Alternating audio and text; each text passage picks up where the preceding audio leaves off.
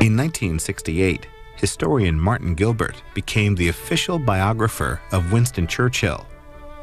Knighted in 1995, Sir Martin has written and edited over 70 books on topics including World War I, World War II, a history of the 20th century, the Holocaust, and Jewish history.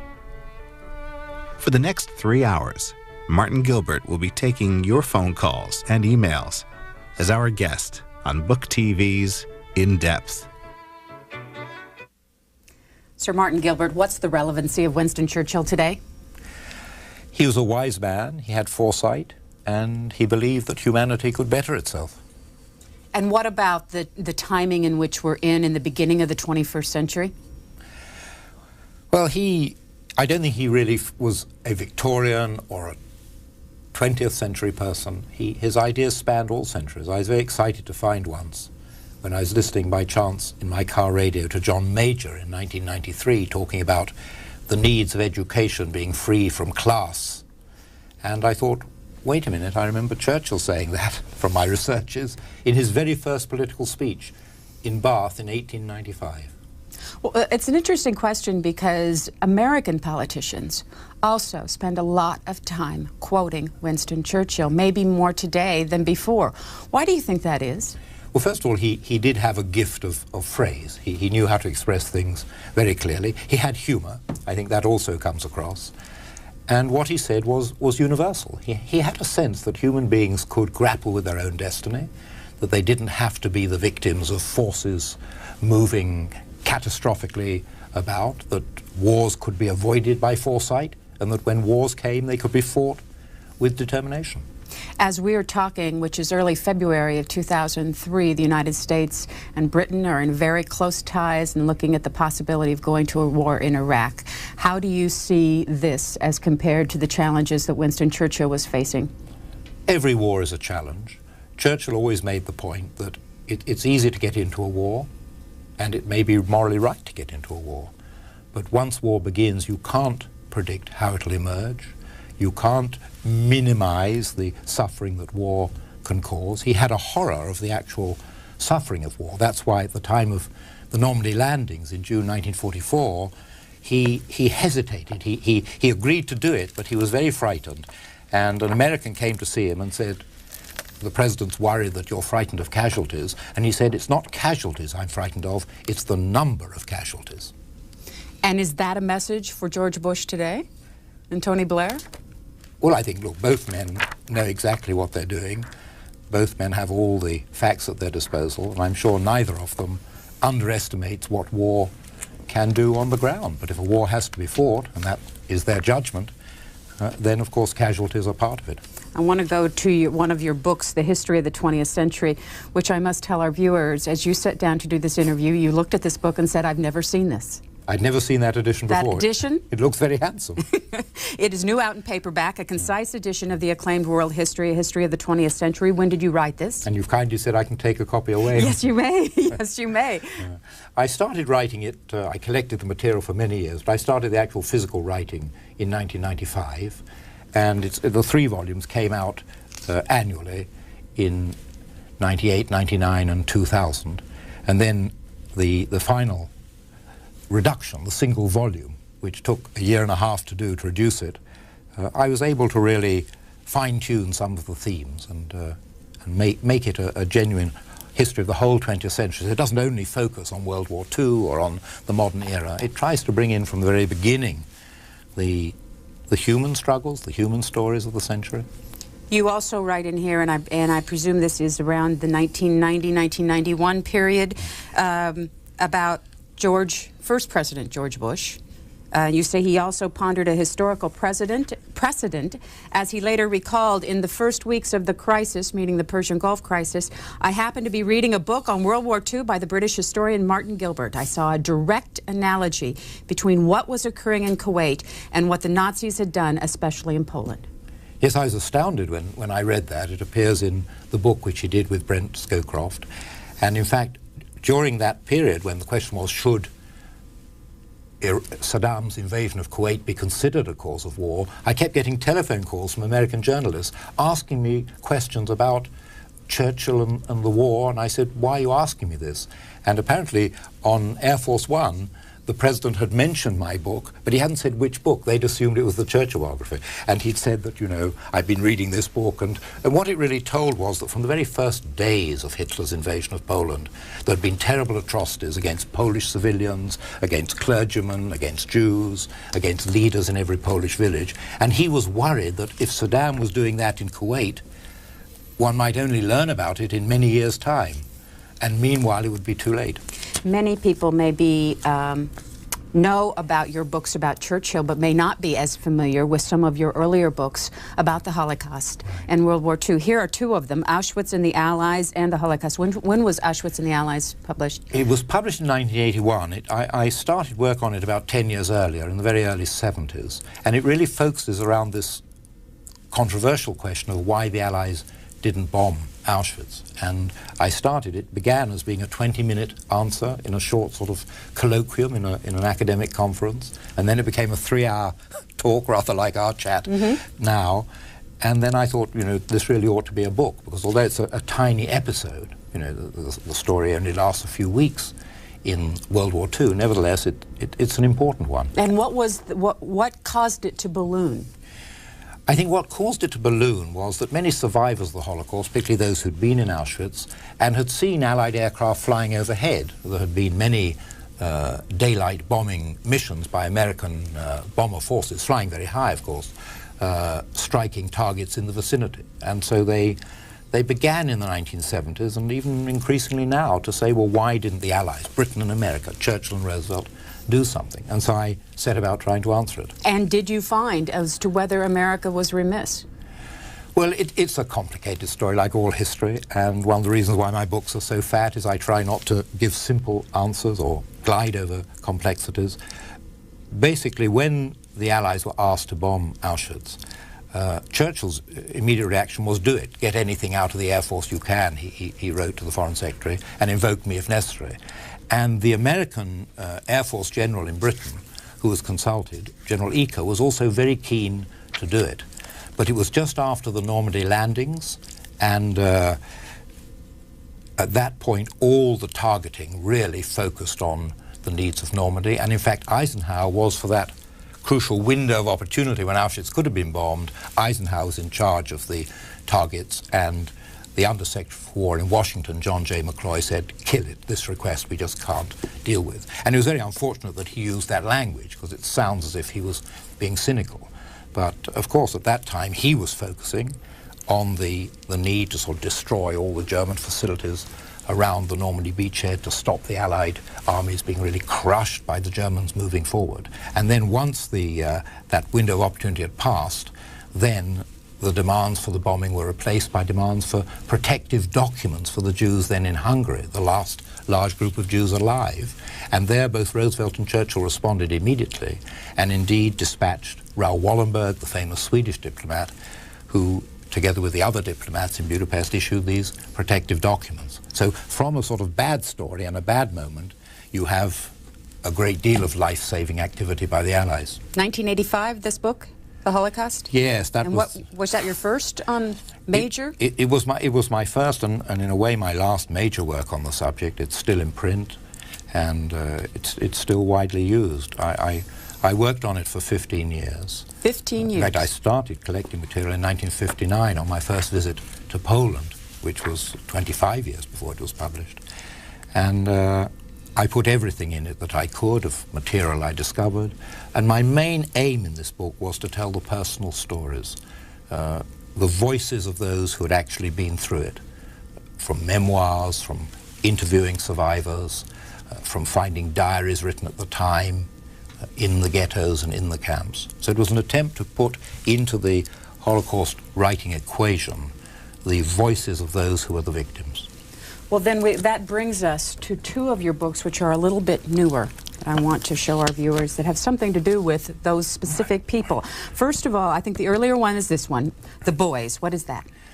Well, the Boys were a group of men and women in their 60s and 70s who approached me about 15 years ago and said, please tell our story. And they were Polish and Hungarian Jews, youngsters, who were 10, 12, 13 years old when the war began. And they went through everything, through all the camps, through all the terrors. And they were liberated in Czechoslovakia and flown to Britain. And there they were rehabilitated. There they were really brought back into normal life. And from Britain they went all over the world. Many are here in the United States, in Canada, in South America, in Israel, in South Africa, in Australia. And they asked me to tell their story. And it was a wonderful opportunity for me because there were 732 of them. And I have several hundred voices there, each talking about different stages of their lives, their youth in pre-war Europe, in, as it were, the happier times, their struggles during the war, and then most inspiring in a way to write about their rehabilitation after the war in strange lands, new languages, new customs, and how they really rebuilt their shattered lives. Any idea how many of them are still alive?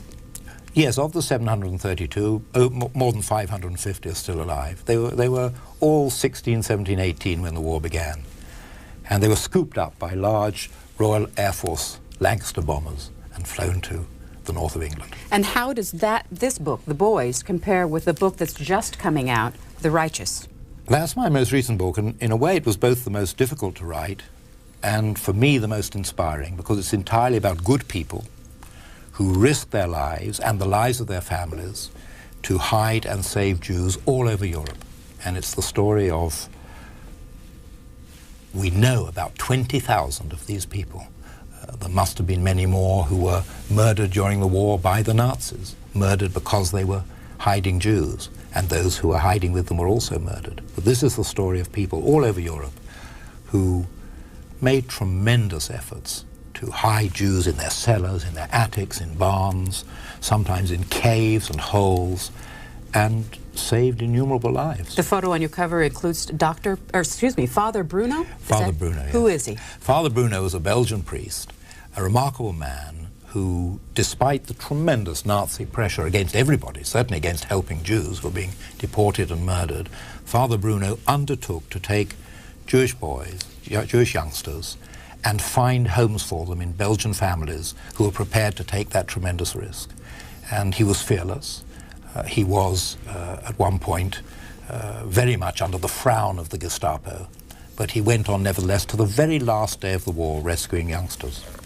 Here's 6 Jewish girls you have a picture of in this book, you say, who lived as Christians. That's right. Now, many of these rescuers about whom I write, there was no way they could hide a Jewish person in their home without suspicion, and the Germans were very clever. The Gestapo was very clever in persuading neighbors to betray. If it was known you were hiding a Jewish person, all sorts of inducements, bread, salt, brandy, flour, these things desperately in short supply. If you'll just point your finger at a Jew in hiding, and then of course that Jew would be taken and killed, the person hiding them would be killed.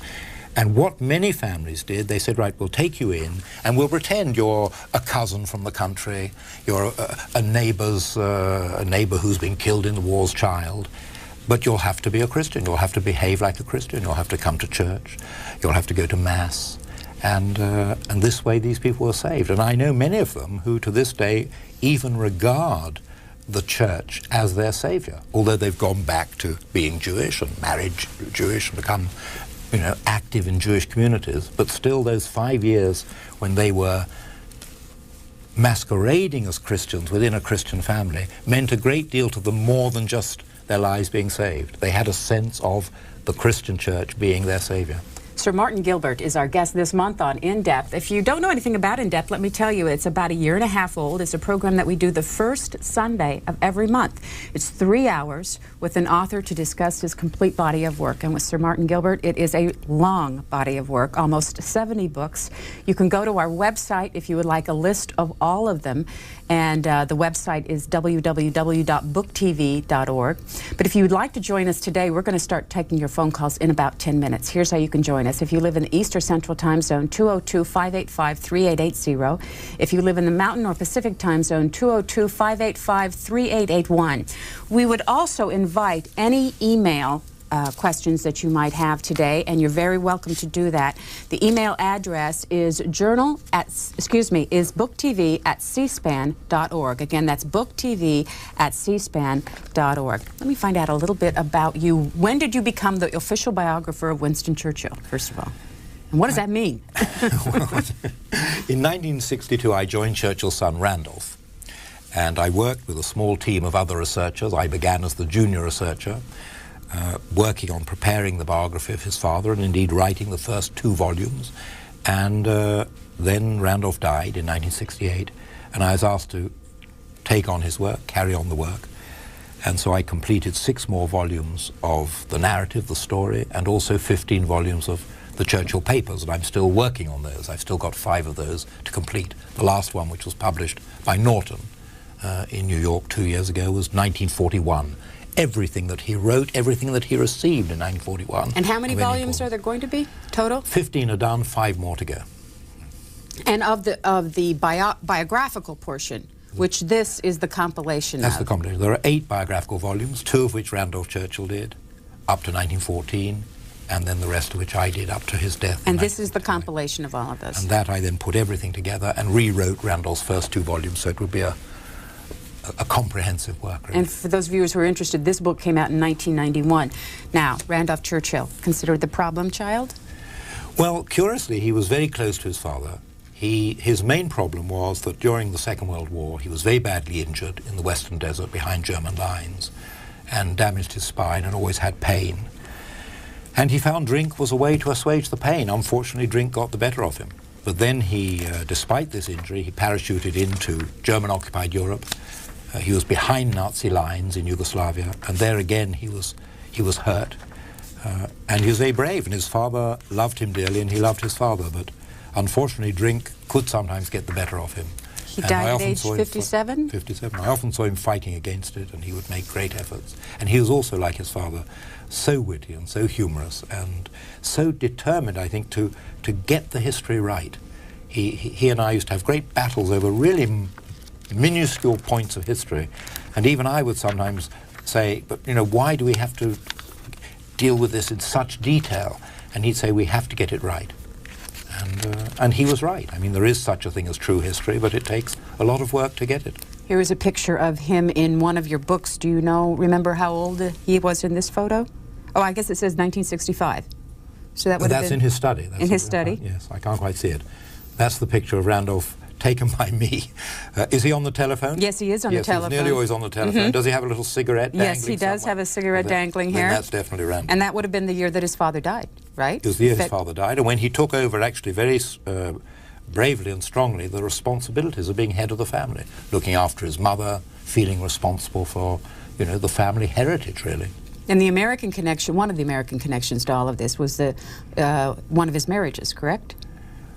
Well, no, his great friend, whom I knew well and who he was in touch with all his life, was Kay Halley, who lived here in Washington, D.C. And she was a real character.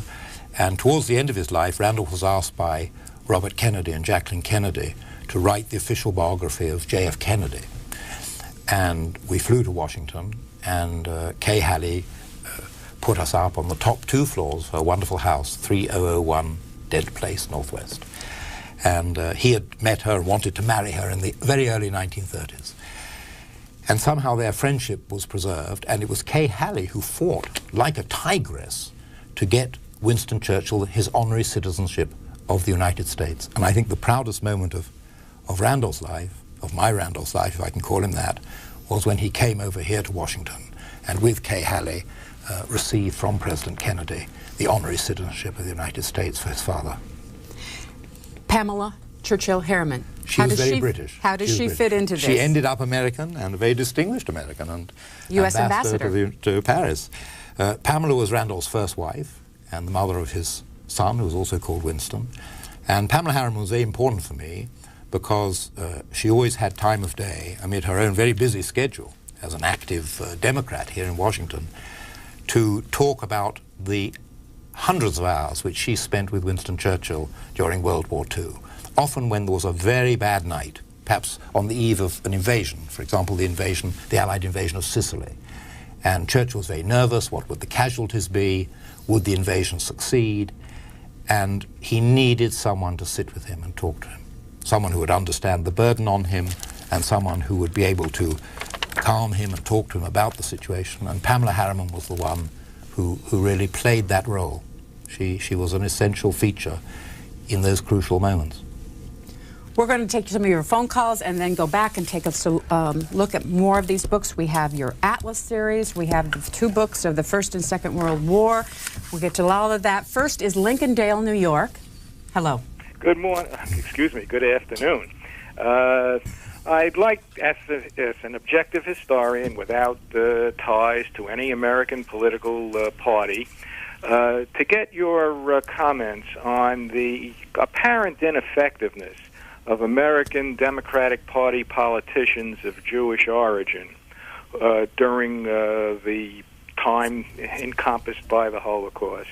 Their complete lack of effectiveness in bringing this issue to Roosevelt's attention, and you know, we had 3 Jewish Democratic committee chairmen at that time: House Foreign Affairs Committee Chairman Saul Bloom, House Judiciary Committee Chairman Emanuel Sella, and Rules Committee Chairman Adolph Sabath. None of them seem to have had any effect on this, and I'd like your views on that. Thank you very much, and a good interview. It's a very important question. I think that in the main, the American Jewish community, like incidentally the British Jewish community with regard to Churchill in England, felt very nervous about pushing any Jewish-related issue. They wanted to keep a low profile. They, of course, wanted the Allies to win the war. They understood that victory over Hitler was essential, but they were inhibited by not wanting to create a high Jewish profile. And there were one or two, in fact, there were 1 or 2 people here in Washington who did try to raise the alarm, and in the main they were told by the Jewish leadership, don't do it, don't create waves, we simply have to support the war effort. So it's a sad period in American Jewish history and also in British Jewish history, but there were voices, and one has to give them credit as well, of people who did speak out and people who tried to push for a higher profile and above all for a higher public awareness of what was happening. And there was a moment when, it's quite interesting, in my Churchill work, I deal with it, when Churchill wanted to publish a statement in December 1942 after the courier Jan Karski had been to see him and Roosevelt with news of the plight of the Jews in Poland. Churchill wanted to issue a statement saying that the Jews were being murdered, this was not just spasmodic, this was deliberate, systematic, these were bestial crimes, and that they would be punished after the war. And there was considerable pressure on Churchill not to make it so emphatic by the Jewish community in Britain. They felt, you know, many other people were suffering in Europe and so on, that it would be invidious to select them out. But Churchill persevered. He felt that the Holocaust was something over and above the normal Nazi persecutions, as indeed it was, and he persuaded Roosevelt. And Roosevelt joined in this declaration of the 17th of December 1942, which was an astounding and powerful appeal to the world and to the Germans to say that these things were happening and were evil. Next caller, Irvine, California. Good afternoon, Hello. Sir Yes, can you hear me? Yes. Good afternoon, Sir Gilbert. My question is this. During the 20th century, the 2 regimes that persecuted Jews the most were the National Socialists and the Union of Soviet Socialist Republics. And yet Jews remain, arguably Jews have gained more from free enterprise than any other ethnic group. And yet Jews remain at the forefront of almost every left-wing and socialist organization in America. And I wonder if sometimes they're not connecting the dots. Well, I think the answer to that question is really that there's no such thing as Jews in quote marks. There's no Jewish type, there's no Jewish stereotype, much as Hitler and Stalin, from their very different perspectives, tried to create one.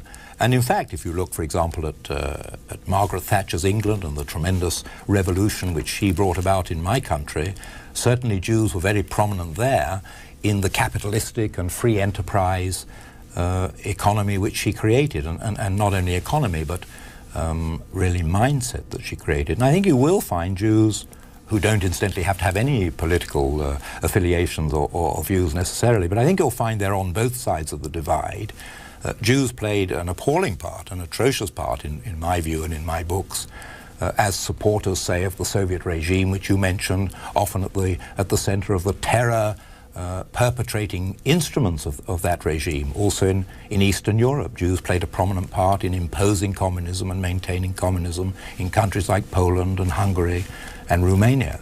But at the same time, Jews were among the dissidents, the opponents, the people who spent long years in the Gulag, like Natan Sharansky, and Jews were among those who suffered from tyranny. So I think the answer really is there's no such thing as a Jew, and well, it would be nice if you're a democratic Jew to feel that all Jews are Democrat, or if you're a Republican Jew to feel all Jews are Republican. The truth is Jews cover, like Americans or Britons, every spectrum. Bridgewater, Massachusetts. Hello, Mr. Gilbert. First of all, I just want to say that I admire all of your work very much. I think you're a very fine historian.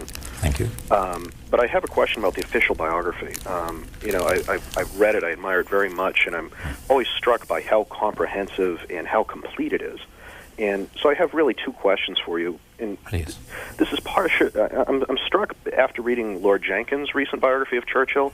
If you look at his footnotes, he cites the official biography more than any other source. Right. And so I'm wondering, do you think, the continuing flood of Churchill biographies are necessary because of the comprehensiveness of your work?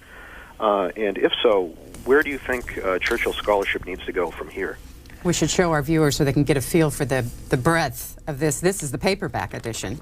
Of the reduced. Of the reduced. Right, yes. The paperback edition of the reduced portion. No, I'm interested in what you say. First of all, of course, there's no such thing as any form of exclusivity for any historian.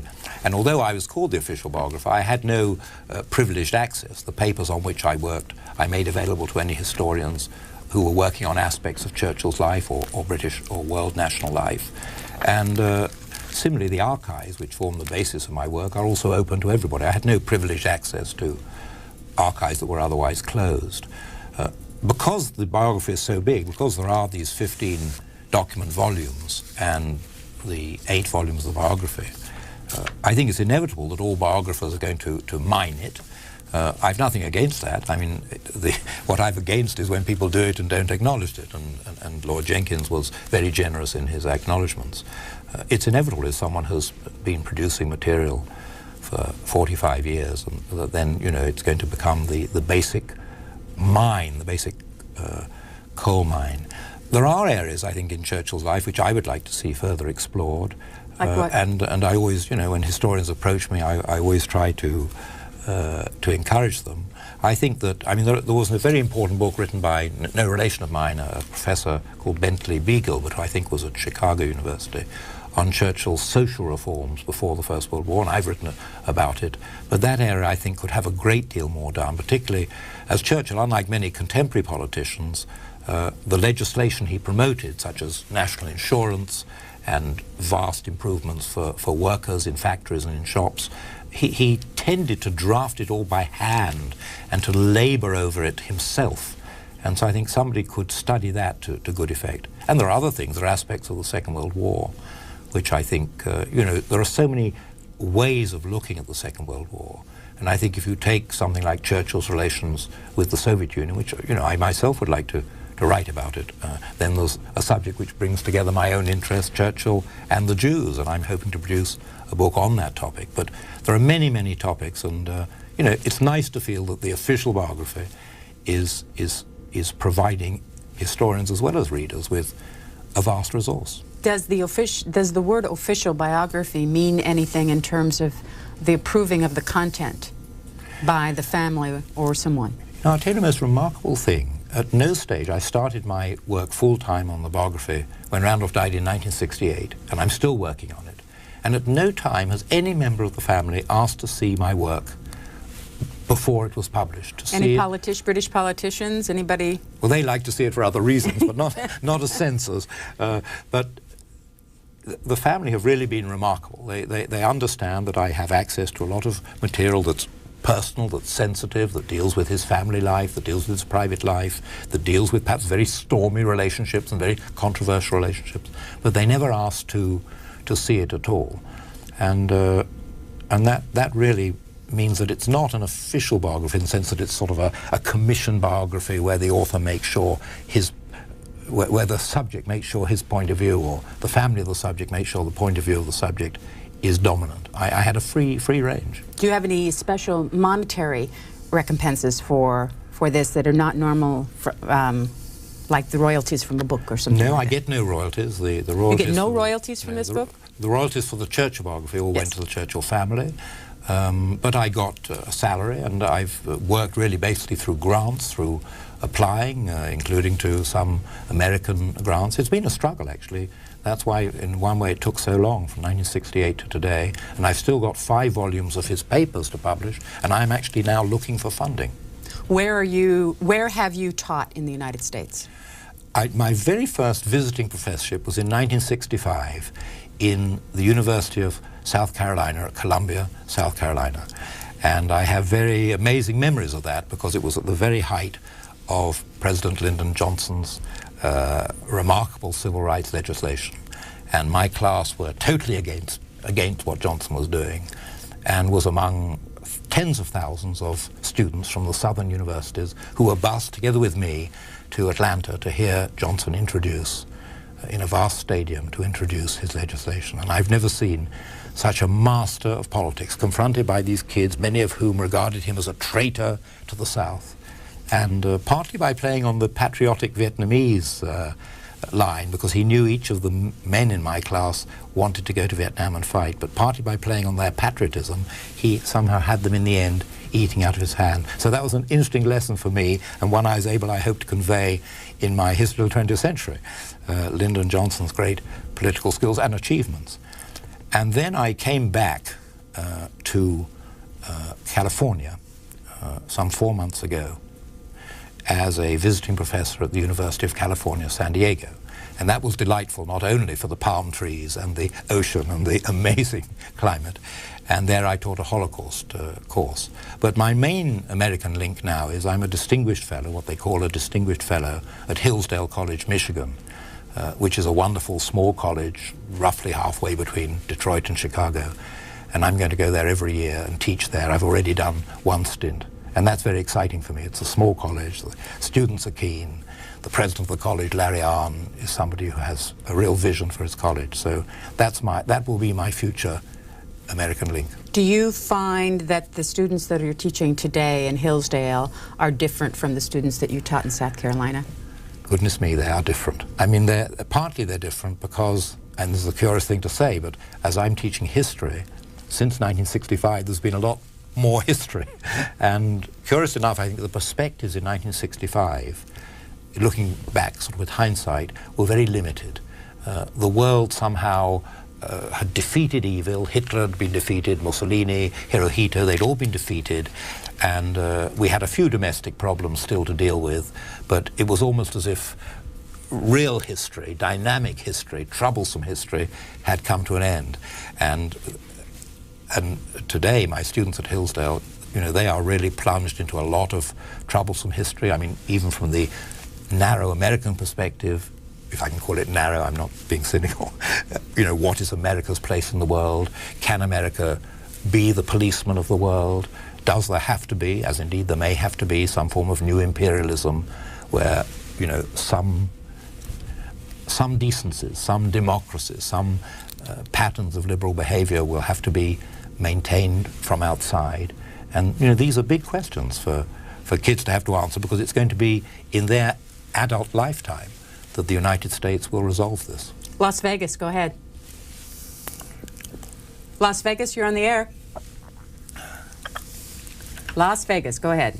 I'd like to ask Mr. Gilbert, Professor Gilbert, a question regarding any general views he has as to flaws in public policy, such as has been retrospectively described with regard to the Vietnam War. But I particularly want to ask him specifically about the post-World War I period, whether he feels that major mistakes were made by the Allies with regard to the peace process, and whether anything differently could have been done that might have prevented the rise of Nazism and fascism in Europe? Well, that's a tremendously important question. It's one I've tried to address, both in my history of the First War and my history of the Second World War, and in my 20th century histories. I think the answer to your question is yes, there were things that could have been done differently.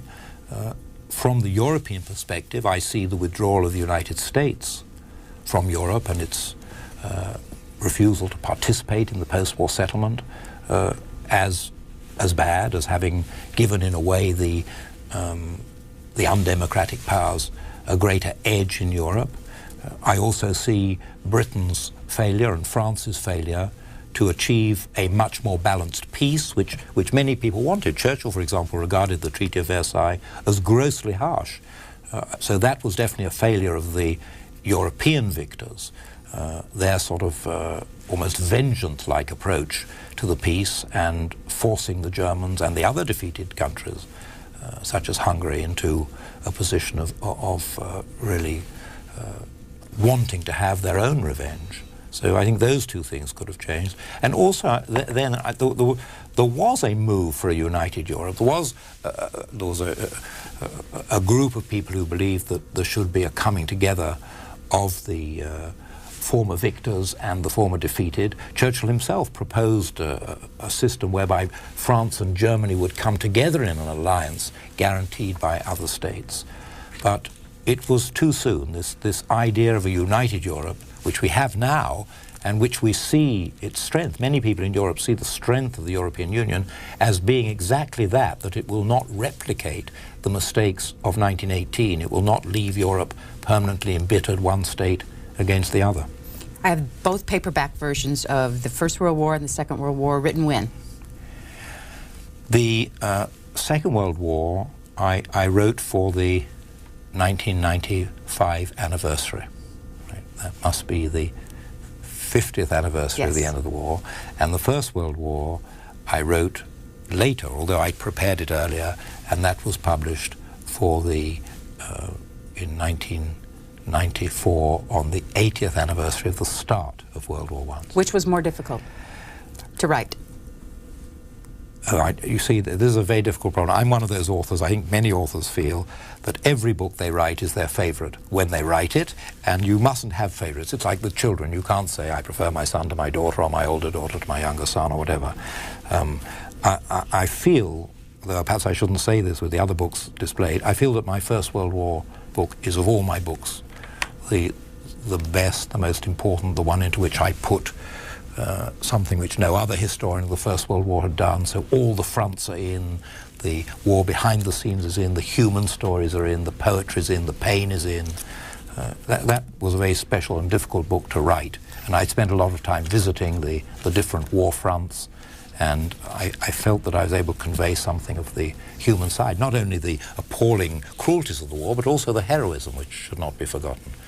Second World War is different. Second World War is so far the only history of the Second World War which has been published in which the fate of the Jews is an integral part of the story of World War II. And I was determined to do that. And also, for example, the story of the terrible story of the Chinese suffering in the war. Elements of the Second World War which were never put into single volumes before. So, and they're not in as chapters or footnotes. They're woven into the narrative, the chronological narrative of the war. This email came in from Kyle Knudsen, asks, how do you compare your respective books on World War I and World War II with those written by John Keegan? Well, John Keegan's also a brilliant historian, and when I say also, he is a brilliant historian. We have very different perspectives, but I think both our approaches are very worthwhile. I wouldn't dream of knocking him or No. Just, I mean, does he take... his is very different. He doesn't do quite the chronological. I believe that history makes sense when cause and effect can be shown from day to day. Things happen from day to day. And therefore I've always been against, though it's a very powerful way of writing history, of chapters on different themes.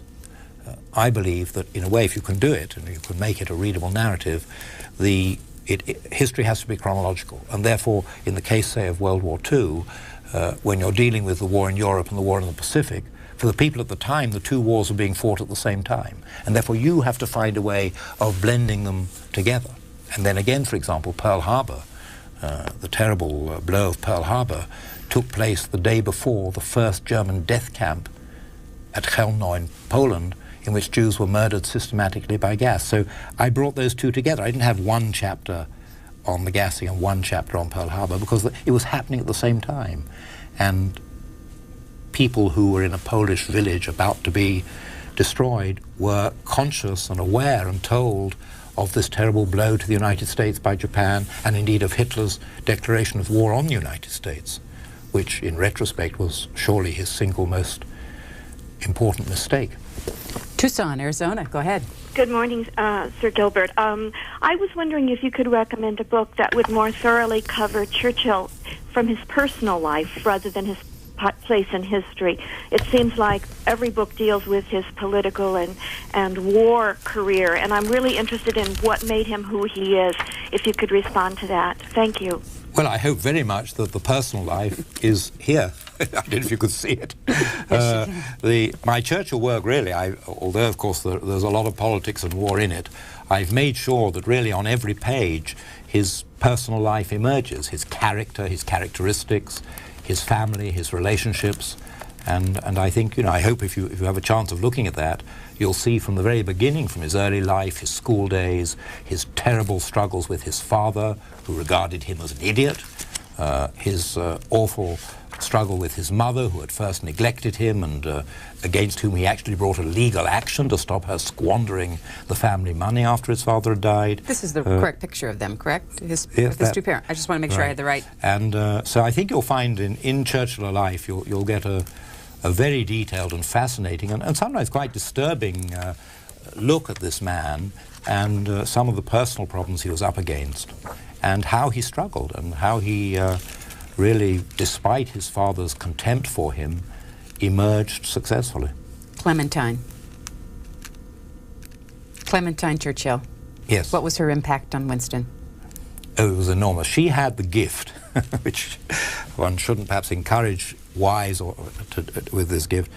She could write to him every morning. They never breakfasted together. They had a rule not to breakfast together. They breakfasted apart. But they sent each other notes, or rather she sent him constantly notes. Not only how he should behave politically, but about his character, about his behavior. If she felt he was getting a little bit aggressive towards his staff, she would make sure that he knew it. Once she wrote him a letter saying she thought that he was behaving appallingly towards his staff. He was too rough, he was too brusque. She tore it up into little pieces. She threw it in the waste paper basket. She picked it out of the waste paper basket. She stuck it together again, and 4 days later she gave it to him. And he was full of ideas. During wars, she was urging him to become a great peacemaker. In peacetime, she was urging him to become a great social reformer. She had a tremendous gift. I mean, she loved him dearly. But at the same time, she saw that a man like him, with so many moods and so many different approaches to life, needed perhaps a calm, restraining, but persistent hand. How much time did you spend with her?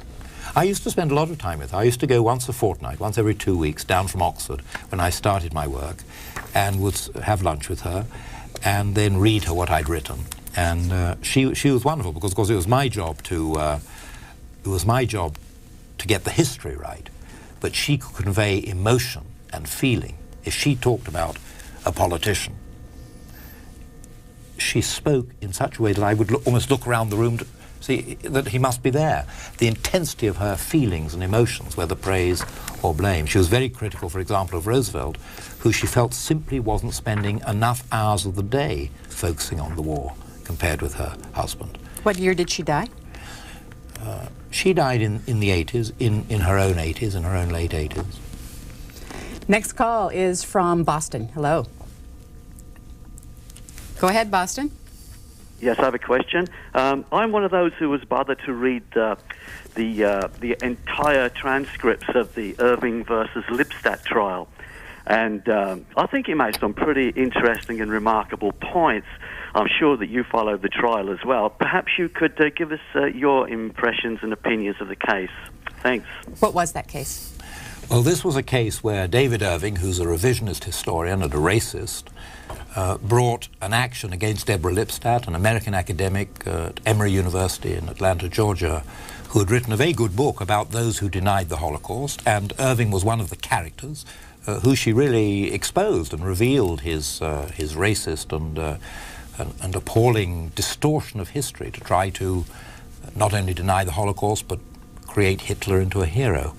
And he decided to bring a libel action against her, which is something he was able to do in the British courts. And actually, I just had a massive heart attack and a triple heart bypass.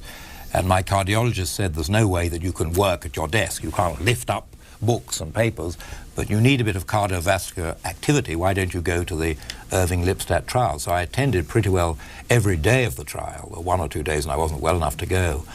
And it was very impressive, above all, to see how a person with strong racist views would reveal them and expose them and glory in them and revel in them, rather than try to mask them or disguise them or justify them in some sophisticated way. And the other impressive thing was British judges are thought of as being rather dim and stupid and prevaricating.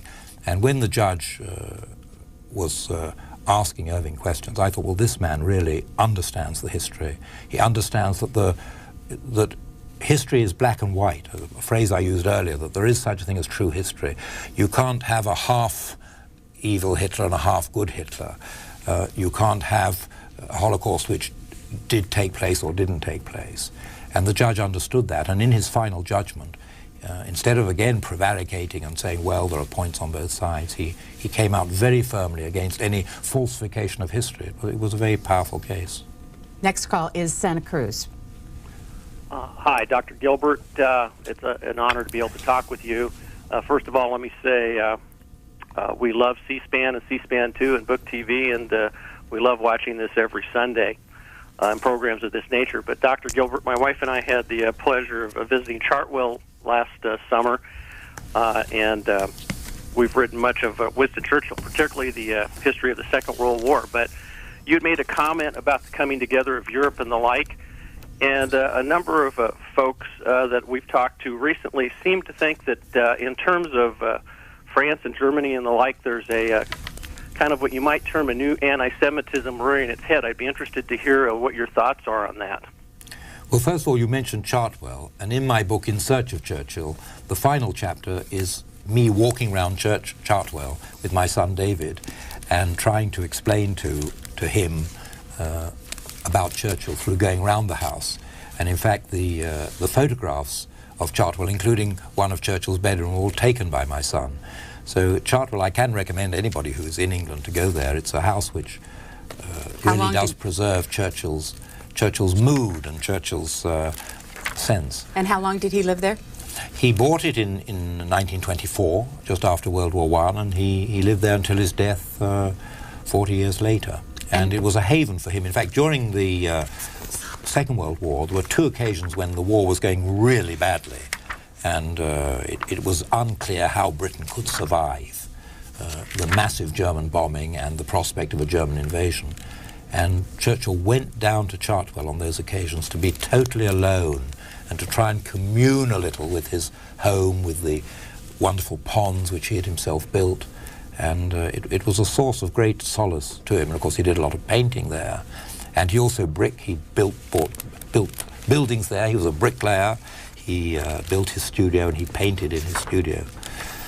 That's Chartwell. As for your other question, I can't really answer it. I am a historian. I'm not someone who deals with contemporary affairs. I'm not a journalist. I haven't myself come across anti-Semitism, but then I live to a certain extent in an ivory tower. I work in archives. I write at my desk. I haven't come across it myself. And I don't think I can talk about anti-Semitism in France and Germany in the 19th and 20th centuries, and I've written about that extensively, but I really don't know what the current situation is. Is it possible for someone of Jewish heritage to write a completely unbalanced history of Jewish history and the Holocaust? Well, that's a very interesting question, because first of all, I believe there is such a thing as professional history, academic standards, which are based upon archives and documents and the honest use of documents, and that a historian, whatever his ethnic or racial or cultural or religious origins, if he's a professional historian, if he's been properly trained and he deals properly with his profession, he will be guided by what he finds, not by what he has in the back of his brain. He will be guided by the documents. I'd mentioned the Jews who played appalling parts in imposing communism in Eastern Europe, or even, I think I mentioned those who had played a part in the tyranny in imposing tyranny on the Soviet Union. So now, as a Jew, obviously, I'm very uncomfortable, since I'm not a communist, I'm very uncomfortable when I come across that. But I don't say, well, I must mask it or eliminate it or even modify it. You have to tell it as it was. So I was criticized curiously by one British reviewer when my Volume 5 of the Churchill biography came out, and Volume 5 of the Churchill biography dealt with his anti-Nazism.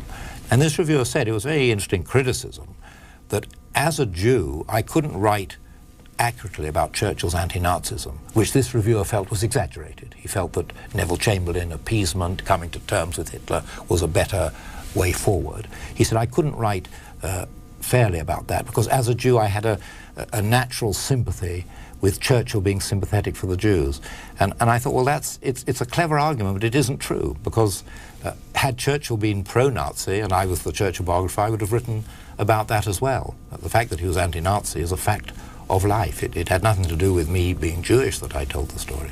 On the other hand, some reviewers have taken umbrage with the fact that you don't go into your history and come out with conclusions. Right. That, you know, that you don't make conclusions in your history. Some people say, hey, you know, all I get is the facts. Yeah, well, it's not strictly true. I mean, I think, you know, again, I mean, the nature of the historian's craft is that you are selecting material, and you're selecting it with a view to guiding the reader towards what you believe are the correct conclusions from the historical evidence. And I think in all my books, first of all, I always conclude that in the struggle between tyranny and democracy, tyranny has the greatest advantage, because the tyrant knows what he wants much more clearly than a democrat. So that's one of my constant conclusions. Then another of my conclusions is that, which again I've articulated again and again, is that the individuals do matter.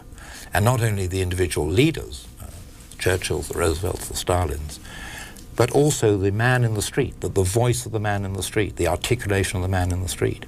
And when I was writing my history of the 20th century, for example, about the fall of communism, I very much concluded that this was a popular uprising, one which essentially was without bloodshed, you know, so I'm concluding all the time. And in my Holocaust work, I also conclude that that although the Jews were victims and 6 million Jews were murdered, I come to the conclusion that there was a spirit there was a determination, sometimes seen in resistance, sometimes in spiritual resistance, in maintaining one's humanity, and that these, I say, are important elements in the human condition, that we're not merely pawns. Even when we're very weak and being pushed about like pawns on a chessboard, we still have the qualities of the kings and queens on the board. Tidewater, Virginia, you're next. Hello. Thank you for taking my call. Certainly. I'd like to compliment you all for your fine show. Professor Gilbert, I'm a high school history teacher, and I have a question for you. My students currently are studying World War II, but my question pertains to World War I. What, if any, were the political ramifications of the Gallipoli campaign with Winston Churchill and his involvement in that, the planning and so forth? Thank you very much. Again, I mean, in Volume 3 of the Churchill biography, if you get it from your public library, since unfortunately it's out of print, but it is in the public libraries, Volume 3 of the Churchill biography, I deal extensively with Gallipoli. It was considered to be really evidence of this man's lack of judgment. He was only 40 years old. He had risen really to the pinnacle of British life. He was at the Inner War Cabinet. He was a member of the Inner War Cabinet. But because he really was so determined to try to knock Turkey out of the war and open up a second front, as it were, against Germany and Austria-Hungary from the Danube, from the Black Sea, from the south, it was considered that he was obsessed by it. Ironically, although it led, this is your question, it led to him being knocked out of the centre stage of British politics, and it led to lifelong criticisms by people that his judgment was awry. Even at the time, there was a hard core of people who felt that this really was the way forward, that its failure was bad luck, not bad judgment. And it was extraordinary on Churchill's 80th birthday when he appeared in Westminster Hall, and both Houses of Parliament and thousands of people were gathered there to praise him. Clement Attlee, the Labour leader who'd succeeded him as Labour Prime Minister in 1945, who defeated him in that election, Clement Attlee chose to choose Gallipoli as an example of Churchill's genius, and he called it the one great idea of the war, which, had it come to fruition, could have shortened the war. So Churchill always had his supporters, and he always believed in it. And indeed, he devoted a lot of his writing time, a lot of his memoir writing time, to trying to justify it. And one of the most exciting things when I was doing Churchill Volume 3, and I've also tried to convey this in the single volume Churchill Life, was to be able to go to the archives and find that many of the things that Churchill believed would vindicate him did appear in the archives, that he had himself not known the extent to which this enterprise had so nearly succeeded. How extensive are Churchill's papers? Well, when I started working on them in 1968, they were moved from Randolph Churchill's house in Suffolk to Oxford, and they were housed by the Bodleian Library in Oxford for me. And they had to be brought over in 2 Pantechnicons, 2 great trucks with a police escort, and they weighed 15 tons weight. These are just his own personal papers? Personal papers. And the day came in 1988, I remember it exactly because it was my birthday, the 25th of October 1988, when I turned the last page of the last file, of the last ton, of the last ounce of these papers. And they make up probably 50% of the material in my Churchill biography. But the other 50%, which I suppose you would say is another 15 tons worth to be sifted, is the hundreds of archives, probably as many as 1,000 archives, including many here, the wonderful archives in Washington, the archives of the presidents. And one of my greatest discoveries, personally, I went into the New York Public Library in 1965 when I was still working for Randolph, and I knew from Churchill's papers that he'd had correspondence with an American called Bert Cochran, a Tammany Hall boss, and that clearly from Cochran's letters to Churchill, Churchill had sent him many letters, and the young Churchill, 25 years old, had been deeply influenced by Cochrane. So I went into the New York Public Library where they had Cochrane's papers and said, can I see the correspondence with Winston Churchill and Cochrane? And the lady came back and said, well, we have a correspondence with Winston Churchill, but it's not the British Winston Churchill, it's the American novelist. There was one called Winston Churchill who wrote about 20 novels. So I left the library very disappointed, but as I left, there was a terrible thunderstorm, and I didn't have a raincoat or an umbrella. So I went back and I said to the lady, well, let me read the American novelist Winston Churchill's letters. And she brought up a box of my Winston Churchill's letters. They had misfiled them. They didn't realize they were sitting on this treasure. And there, for example, was a letter written by Churchill on his 25th birthday, the 30th of November 1899, from a prisoner of war camp in South Africa, describing to Cochrane how damnable it was to be a prisoner, as he put it, when so little time is left for me. He thought he was going to die at the age of 40 because all the members of his family had died young. And he writes to Cochrane and he says, there's one thing I want to do if I can get out of here, and that is to make sure that the era of merchant capital is ended and the era of productive industry is begun. West Hyattsville, Maryland, you're next with Sir Martin Gilbert. Thank you for taking my call, Certainly. C-SPAN. The Holocaust Museum had an exhibit that showed how the country of Denmark as a whole resisted persecution of its Jewish nationals during the occupation by the Nazis.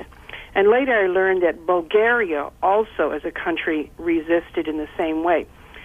Would you comment about, in 2 ways, what it was about the makeup of these 2 countries that led to their positions and conduct, and contrastingly, why other nations did not? I'll do that with pleasure. I'm publishing next week, believe it or not, a book on this very subject called The Righteous. It's being launched in New York next week, and it's my newest book, and it deals with the Danish and Bulgarian cases.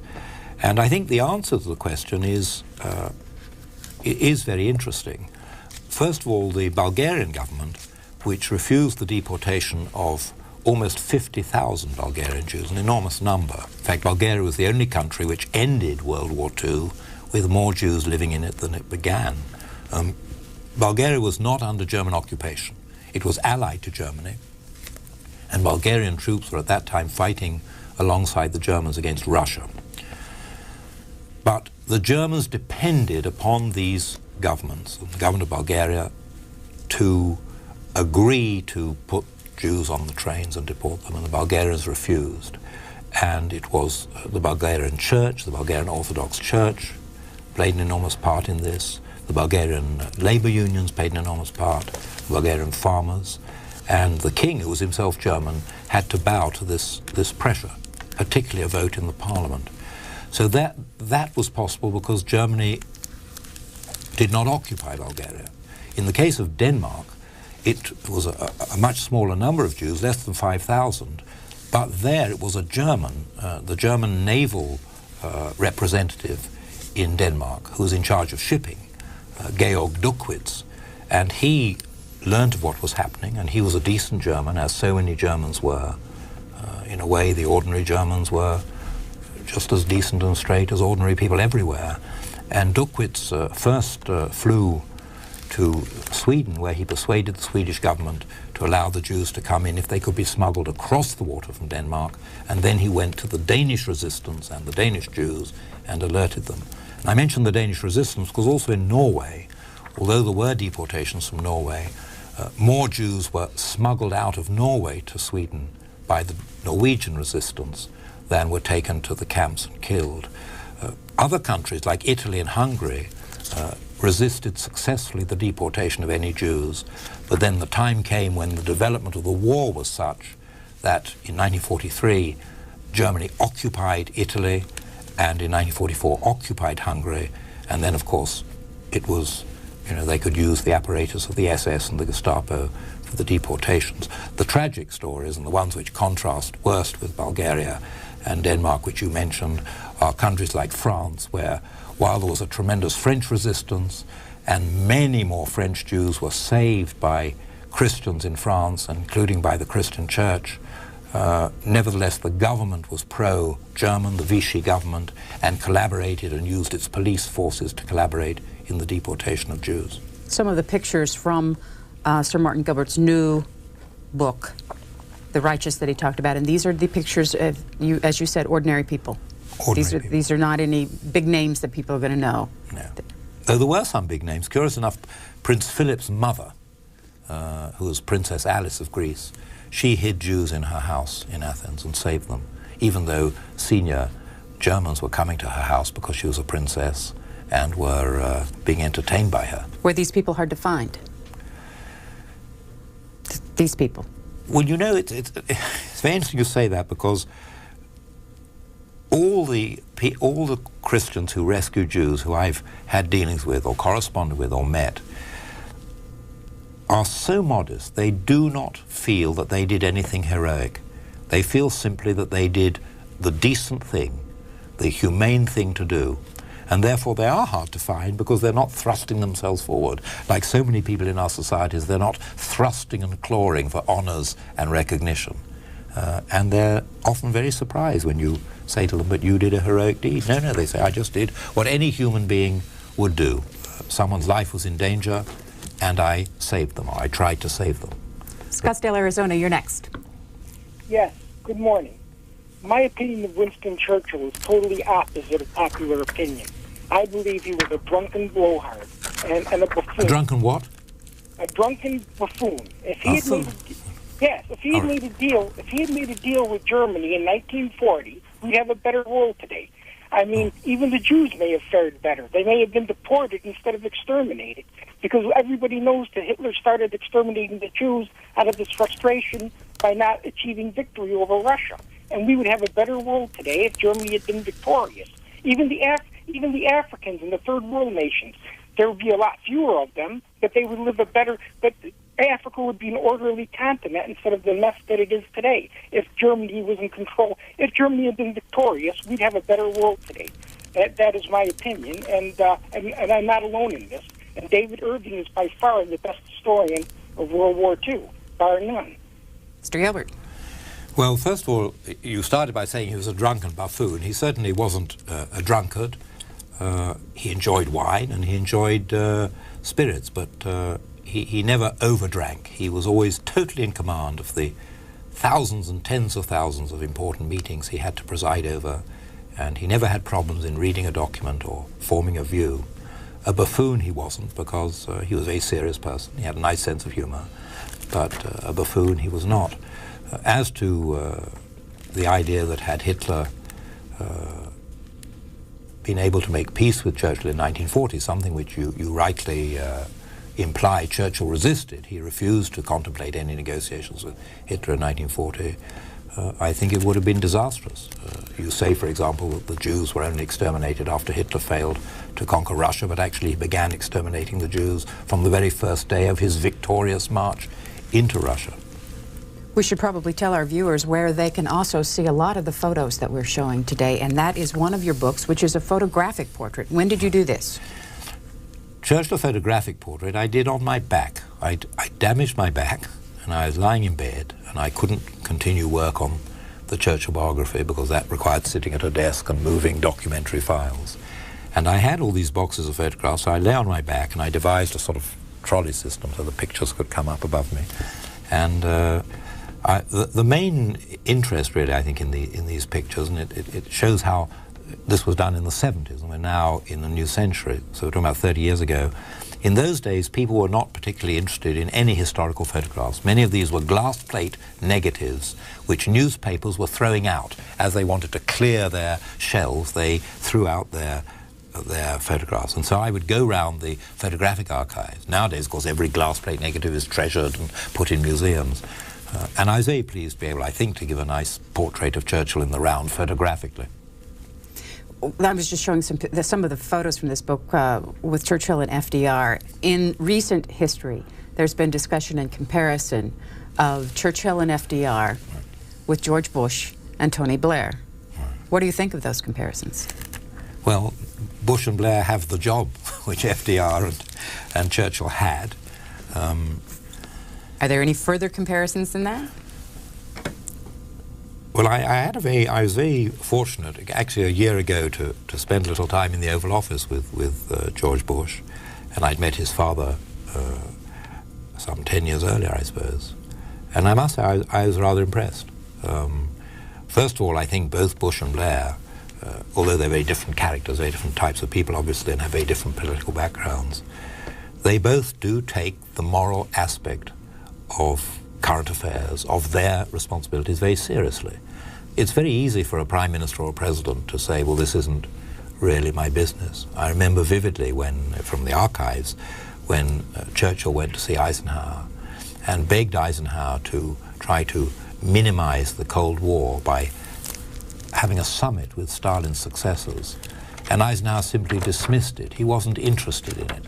He didn't see that this was a way forward. And I think, you know, both Bush and Blair have this tremendous sense of moral purpose. They both believe that the world can be a better place. I mean, you and I can argue till the cows come home whether this is the way to make it a better place, but they both believe it. And I think this is tremendously important. And I'd like to feel that Blair, since he's my Prime Minister, is a positive influence on Bush, just as Margaret Thatcher is said to have been a very strong influence. Indeed, it comes in my 20th century book on Bush's father. Because Blair also, and he's a devout Christian, he's a man of very serious purpose, and he would like to see the world a better place. And it's interesting, the previous questioner was saying something about Africa being in a mess, and recently George Bush has announced an initiative with regard to AIDS in Africa, and Blair also, in one of his most important sort of presentations of what he believes in, about a year ago now, also said that it's the duty of statesmen of wealthy countries and powerful countries like Britain and the United States to raise Africa up from the terrible pit into which it has fallen. So, you know, there may be quite a lot more in common than one thinks. Were there any questions or a discussion that you had with President Bush when you saw him in the Oval Office about any particular point in history? Well, he was very interested in Churchill, and he asked me to lecture to his staff in a wonderful library there about how Churchill had dealt with the pressures of what is the equivalent today of the Al-Qaeda and weapons of mass destruction. And it's interesting, you know, that he does have a sense that there is something in history from which, I mean, you can't really learn from history, but you can be guided by history. I mean, history won't tell you how to behave, but it'll show you the sort of pitfalls and the parallels.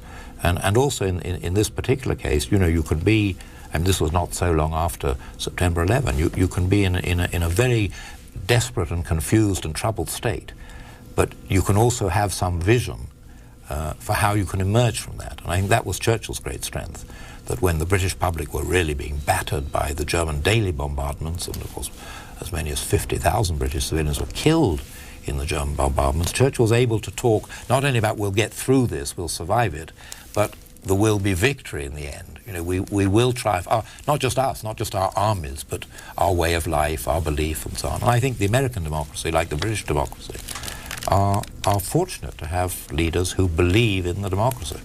Next is Burtonsville, Maryland. Hi, Connie. Go ahead. Hi, how's it going? Fine, thanks. Thank you for C-SPAN. Sure. Thank you for your time, Mr. Gilbert. I just finished Edward Brzezinski's in-depth biography on Joseph Stalin, Right. and at the very end, he wrote that Stalin's great dream, ever since I guess he took power after Lenin's death, was to begin World War III after defeating fascism, after defeating Hitler's Nazi Germany. And do you know if this is true, that he wanted to exterminate Jews in Russia and ship them out to Siberia from the Caucasus and, if I guess, from Ukraine? And that would trigger World War III with the West, because there was a prominent Jewish influence in America at that time, and this was his whole idea ever since 1924, I guess. Thank you very much, sir. Well, you know, Edward Brzezinski has done a lot of work in the Soviet archives, and if that's what he found, then appalling though it is, it may be the case. Certainly, it seems to be true that Stalin did have a very evil plan for deporting the Jews to Siberia. He had decided that the time had come somehow to deal in his way with what he called the Jewish question, as Hitler had done with extermination. He would do it by deportation to Siberia, where, you know, life was nasty, brutish, and short. And one of the things which incidentally had brought Churchill and Truman together immediately after Roosevelt's death was the discovery that Stalin intended, his troops had already reached Germany, had reached Berlin, he intended to make a parachute drop on Denmark and to seize Denmark. So in other words, he didn't have a sense in his mind that there was an Eastern Europe and a Western Europe, and he would control the East and the West could be left to its own devices. So they knew that he had that type of imperialistic aim. Santa Barbara, California. Yes, Mr. Gilbert. Isn't it true that during World War I and after World War I, there was a movement in the arts and in literature? I'm talking about the Dada movement and the Surrealist movement after World War I, that pretty much questioned the idea of the romantic ideals that may have led to World War I. Also, wasn't there a movement after World War II, such as in the Beat generation, that after the development of the atomic bomb, a great deal of pessimism towards the liberal ideal of humanism that led to these great world wars? I think you're right. I think you're absolutely right, and I think it worked both ways. On the one hand, you had sort of flower power. You had people who believed that you could somehow, by art and by culture and by music, change the sort of harsh aspect of the age. But then you also had people who believed that it could be done by some form of totalitarian regime. And I think the great difficulty, Churchill once said in the early 30s, the must between the doctrines of Comrade Trotsky and Herr Goebbels be somewhere for you and me and others who feel like us to live. And it's always been difficult, I think, not just in the 20th century, but certainly in the 19th century. And many movements, anarchism was another one, assassinations which have gone on into our day, cruel assassinations, people who felt that by disturbing the equilibrium you could also bring about, I don't know, a better society or a different society. But it seems to me that the liberal impulse, although, as you rightly say, had its part in both world wars, it is still essentially a defensive impulse and a live and let live impulse. It's not totalitarian and it's not imperial. This is our in-depth program. Our guest this month is Martin Gilbert. We take our next call from Dallas, Texas. Thank you. I would be interested in Mr. Gilbert's opinion of William Manchester's biography. It's two volumes out of the planned 3 of Churchill, and also his opinion as a historian of Churchill as a historian. And I'll hang up and listen. Thank you. Well, unfortunately, William Manchester has been very ill and unable to complete the 3rd of his volumes. Like Lord Jenkins's biography of Churchill, it derives very heavily from my own work, and I'm pleased that that should be the case because, obviously William Manchester is a best-selling author. But I think that the portrait of Churchill that he presents is sometimes a little distorted.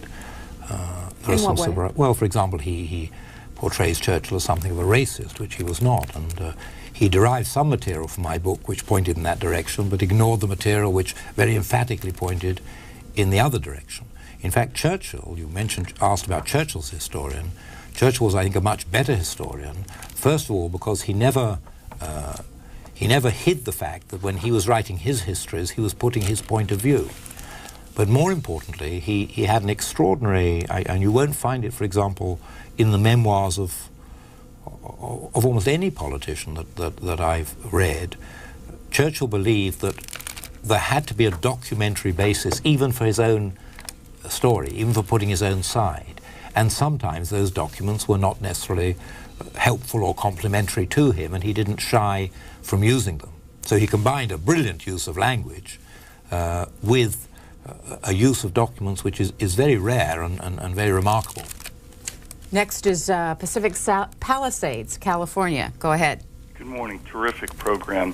Sir Martin, my question is, can you describe who John Churchill or the first Duke of Marlborough was historically, and what impact Winston Churchill's knowledge of him, how that impacted Churchill's development and what he saw as his role vis-a-vis Nazi Germany and the progression of history during his lifetime? I'll hang up and listen, and thanks again for a terrific program. Take care. Who was John Churchill? John Churchill was an ancestor of Winston Churchill's, and he was born in the 17th century.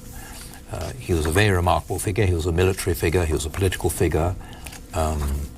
He became first Duke of Marlborough, and his victories, essentially over the French, led to him being given Blenheim Palace by the nation, and Churchill was a direct descendant of John Churchill, first Duke of Marlborough.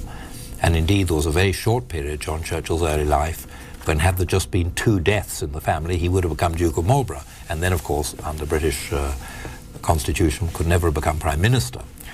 The writing of Churchill's life of his ancestor by Churchill, it's a remarkable work. He began it when he himself was in the political wilderness, the 10-year political wilderness beginning in 1929.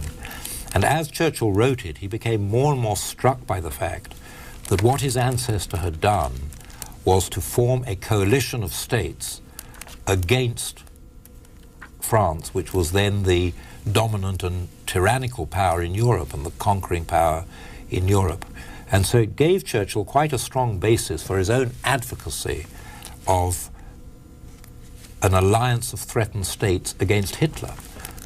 And he argued for that, but failed to create it. The government of the day wanted appeasement, it wanted to get on better terms with Adolf Hitler, and so Churchill's example of his ancestors' success in forming a grand coalition against the dominant power failed. But it was an important lesson for him. There was another aspect of his writing of the life of Marlborough which I might mention, and that is when he was doing his researches, he went to Marlborough's battlefields, and he went to the battlefield of Blenheim, and he stayed in Munich. And while he was in Munich doing his historical research, Adolf Hitler, who was then within a few months of coming to power, asked to see him.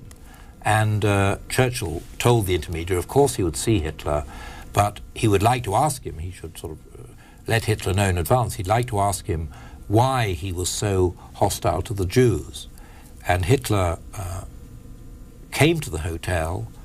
Churchill was dining there. He'd invited Hitler to join him after dinner. He looked down. I've been to the balcony where Hitler looked down on Churchill and his party, and Hitler then decided to go away. He didn't want to perhaps discuss anti-Semitism with Churchill, because Churchill was known to be very angry at anti-Semitism. He did not like anti-Semitism. And so, as Churchill said, Hitler lost his one opportunity of meeting me.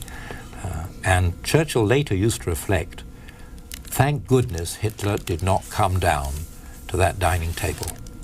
Say I had been charmed by him.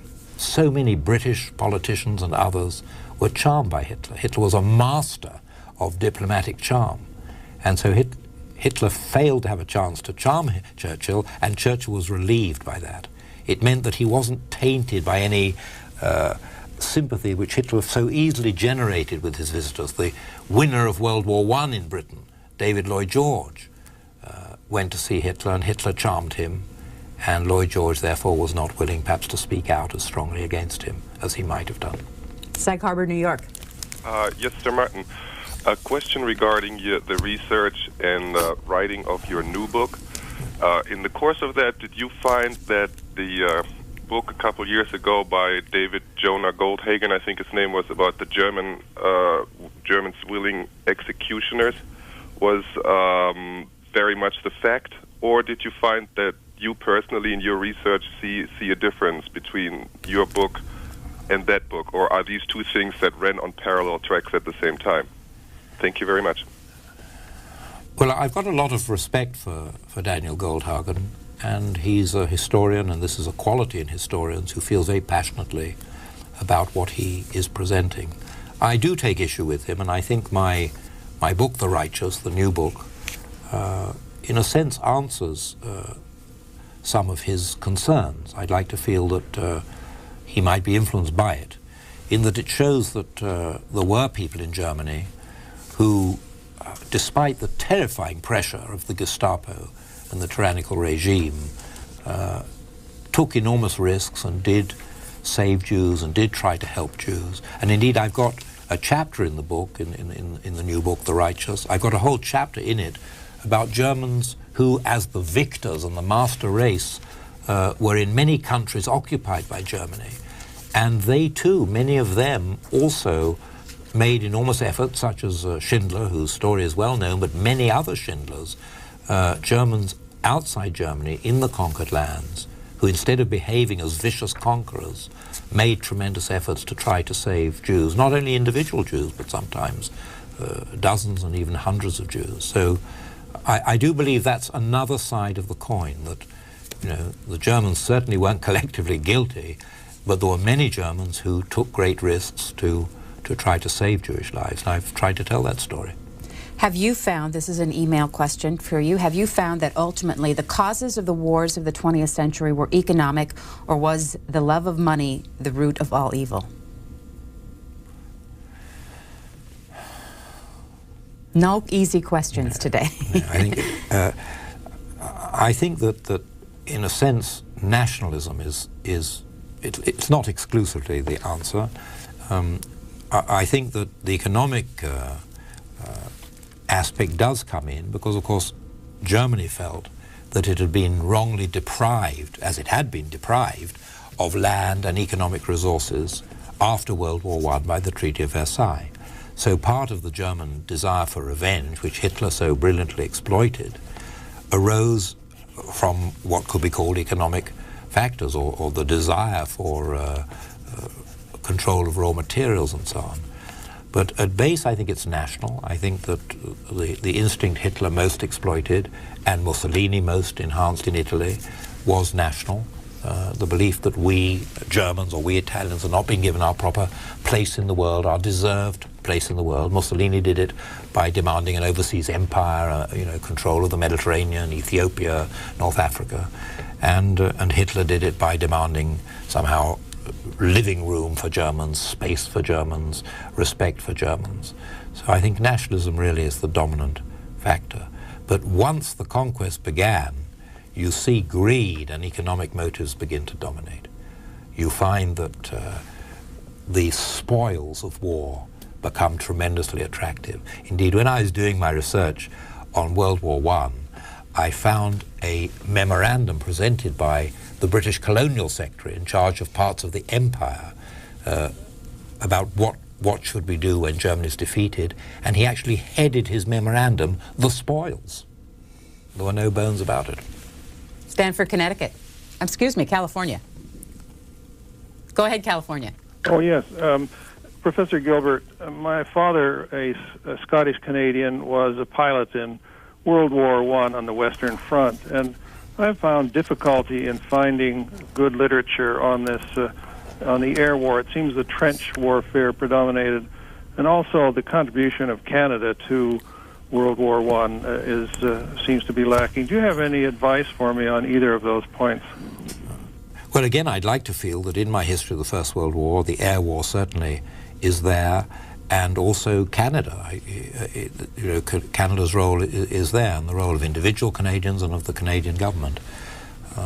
There are books. I mean, if you perhaps go to your public library or your main library, have a look at mine first and see if you can't find Canada well represented. I'm a great patriotic proto-Canadian because in 1940, when I was a little fellow of 3.5 years old, I was sent away from England and away from my parents because of the general fear of invasion by Germany, and together with several thousand other children was sent to Canada.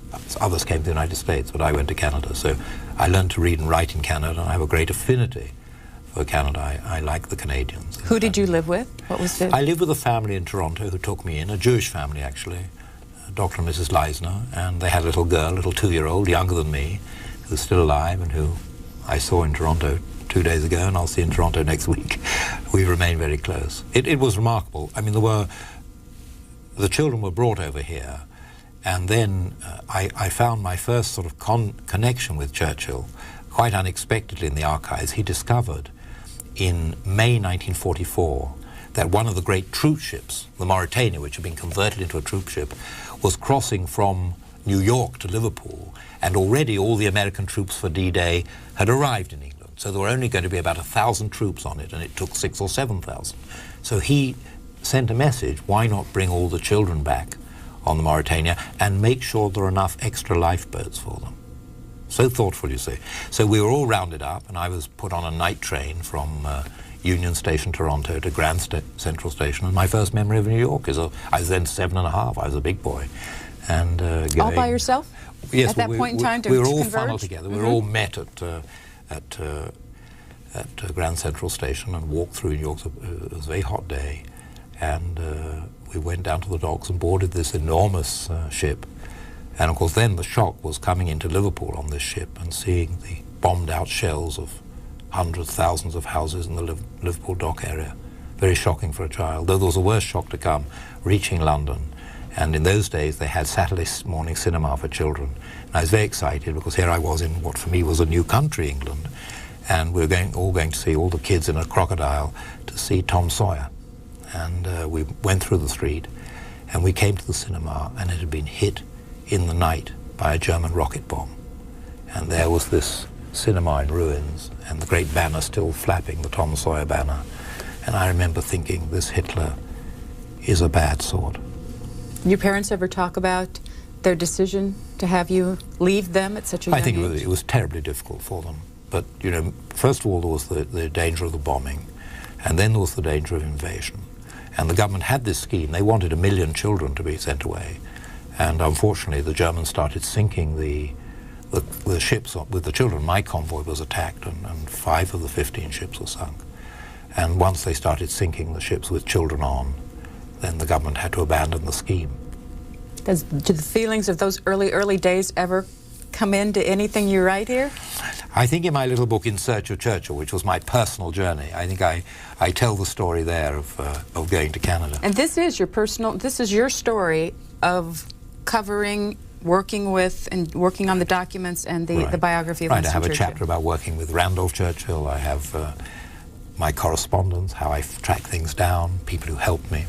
And you have another book that is similar to that, about the Holocaust, that is your story. Well, no, yes, this is an interesting... what happened was when I started the Churchill work full-time in 1968, my university gave me leave of absence till I finished it. And as I haven't yet finished it, I've still got 5 document volumes to go. I'm still on leave of absence. But I was asked by University College London to teach one term on the Holocaust, to introduce a Holocaust MA. And halfway through the term, my pupils said, would I take them to the places that I was teaching about. So I actually booked the tickets, found the hotels, found the trains and buses, and then I traveled around with them. This is my diary, it's my personal diary, and the readings which I prepared at each town, at each railway station, at each house and field. What did you learn from that experience that you didn't learn in the archives?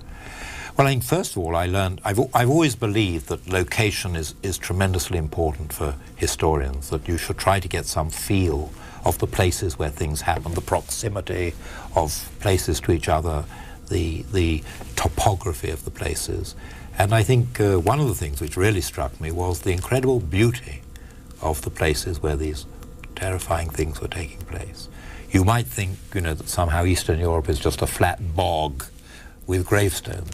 And, there's rolling countryside, and there are beautiful fields and hills, and that was sort of shocking. And then the other thing was to find, in many of these places where terrible things happened, very nearby, people were carrying on with their ordinary lives. Well, I mean, in a sense, there was nothing else they could do but carry on with their ordinary lives. But that was rather shocking. Very near this crematorium chimney, I mean, within sight of it, were farmers and villagers living and tilling their fields and having to avert their eyes or avert their nose from the terrifying smell. But the inspiring thing was that my pupils, half of them were Jewish, half of them were non-Jewish. And it was just, I tried to convey in the book our involvement with the journey. It wasn't just like looking out through a picture window or a cinema screen. To go with 12 people to these places and read about them on the site. There's Hitler's... oh no, that's something else, right? And also we found these synagogues, which had of course been deserted at the end of the war, but the Poles had maintained them. They'd kept their roofs on. They're beautiful buildings, and no Jews at all left in them. Nobody to pray. And in fact, the lad praying there in that synagogue was one of my pupils. He decided to break the silence of a whole generation. Baltimore, Maryland, you're next. Go ahead. Hello, Professor Gilbert. Hello. Concerning the Dardanelles debacle, why do you feel that Churchill bore the brunt of the blame for that when there were so many other players involved? Kitchener, who was a national hero at that time, Fisher, I believe he was First Sea Lord, and I believe the Prime Minister was Lord George at the time. And then in the field there was Admiral Carnes and Ian Hamilton. I believe Churchill was exonerated later on, and I'm a little foggy in this area, and I hope you can clarify it for me. And I believe Kitchener he died in a boating accident before this investigation could be completed. If you can help me, I'd appreciate it. I'll hang up and listen to your response. I think I found the answer to your question. Many people have published diaries about the period, and I always had a rule. It wasn't easy to follow my own rule out, not to use printed diaries, published diaries, but to try to find the original diaries.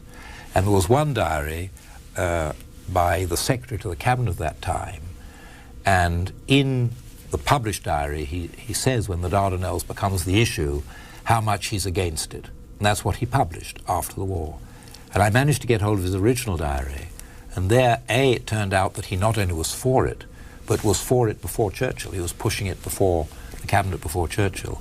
But I found a sentence in the diary which he didn't publish. He decided that this was not for publication. He said, if the Dardanelles succeeds, I will get tremendous credit for having been one of its originators. But if it fails, Winston will get the blame. And that taught me a lot. The public want to blame a politician, they want to blame a prominent figure, and the Conservatives at that time, who hated Churchill largely because he wanted Southern Ireland to have its independence, and they wanted Ireland to remain under British rule, the Conservatives really milked the Dardanelles and turned it against Churchill. Although, as you rightly say, he was exonerated, there was a commission, but curiously the commission was unable to produce some of the documents which I produce in my Churchill volume, because Kitchener, who was to have given evidence, and he was the great hero, the Secretary of State for War, the Field Marshal, Kitchener was drowned, as you mentioned, on his way to Russia in a warship. And just as the Dardanelles Commission was taking testimony, which would have been damning to Kitchener and would have redressed the balance in Churchill's favour, Kitchener was drowned, and the government felt they couldn't blacken or criticise the name of someone who was a national hero. And therefore that section of the Dardanelles report was suppressed. And when I was doing my researches, I found it in the archives. And it does exonerate Churchill. This email from Arlington, Massachusetts. My knowledge of history has benefited greatly from several of your many atlases of history. Can you comment on your experience creating and editing these atlases and how this process has affected your writings? And that is a great introduction for us to show the viewers the atlases. Let me just start, leave on top. It's the Rutledge Atlas of American History. What are you trying to do here? Well, I try in these atlases to convey all sorts of aspects of history, of countries' histories or international history, which can be mapped. And it may be economic history, apropos of one of the earlier questions. I have, for example, maps showing arms trading and maps showing profits made in World War I. The gold profits of countries in World War I appears in my first World War Atlas. So it's not only political history, of course it's changing borders, but I don't know what map you've got open. I pulled open the arms sales because I had found this one interesting. And of course this was from 1992, and you have the complete world, where this is from the American, the Atlas for American History, and so it focuses on where America sold arms in 1992, how many million, and then of course in the darkened areas it's the countries that have bought more than 25 million, so you can generally see. And then the facing map is United States economic aid, which is the other side of that particular coin. But to answer your question, I was in the British Army. We used to have compulsory national service, and so I served my 2 years in the British Army from 1955 to 1957. And I was very interested then in mapping, and of course armies have a great interest in maps. And one of the areas which I was particularly interested in was the Soviet Union and mapping the changing Soviet borders and the expansion of the Soviet Union, the divisions of the Soviet Union, what it was made up of, what it had been through. And so I began to do sketch maps. And when I was teaching at Oxford, before I took on the Church biography, one of my pupils said, you know, why don't you turn your sketch maps into little booklets? And so these first started coming out in about 1965. And there are 12 atlases in all. They've just been brought back into print, 8 of them by Routledge, who are a publisher in New York. And I've always believed that maps can help you understand history. It might be a treaty. I've got maps on the Treaty of Versailles. I even have a map showing the American vote. First the American vote to go to war with Germany in World War I, and then the American vote to pull out of Europe and not to support the Versailles Treaty. So somehow I've always believed that you can, on a single page, in a black and white map, convey thoughts, for students or just for people interested in what has happened in the past. Just to give an idea, here are some maps of the United States in the American history one. You look at, you compare murder in the United States in 1991. You look at death from AIDS over a 10-year period, state by state. You look at immigration to the United States from all countries around the world in that period, and leading states taking immigrants going back in the 1989 period. And I try to update these atlases every 5 years or so. So this particular new edition goes right up to last year. But they are comprehensive histories. They try to start at the beginning and go on till today. And in the one, the Rutledge Atlas of the Arab-Israeli conflict, you have up until this map. What is this? Oh, the that's negotiations for the final settlement. rather unfortunate failure of the peace talks in the very last days of President Clinton's presidency, when the Israeli Prime Minister Ehud Barak and the chairman of the Palestinian Authority, Yasser Arafat, came together at Camp David, and this is the final map which they almost appeared to agree on, and then the negotiations collapsed. And of course the Arab-Israel Conflict Atlas, I think we'll see from the front, because the conflict goes on and on, this edition is the 7th edition. Unfortunately, in a way, it'd be nice to feel with the Arab-Israel Conflict Atlas that one day one could say, well, now we need to draw no more maps, the conflict is resolved. Well, Jeff Rosenfeld has this email: how should we look at the current Arab-Israeli conflict, and any ideas how this conflict will be settled? Well, again, I am only a historian, and a historian has very limited and confined abilities. He's not a prophet.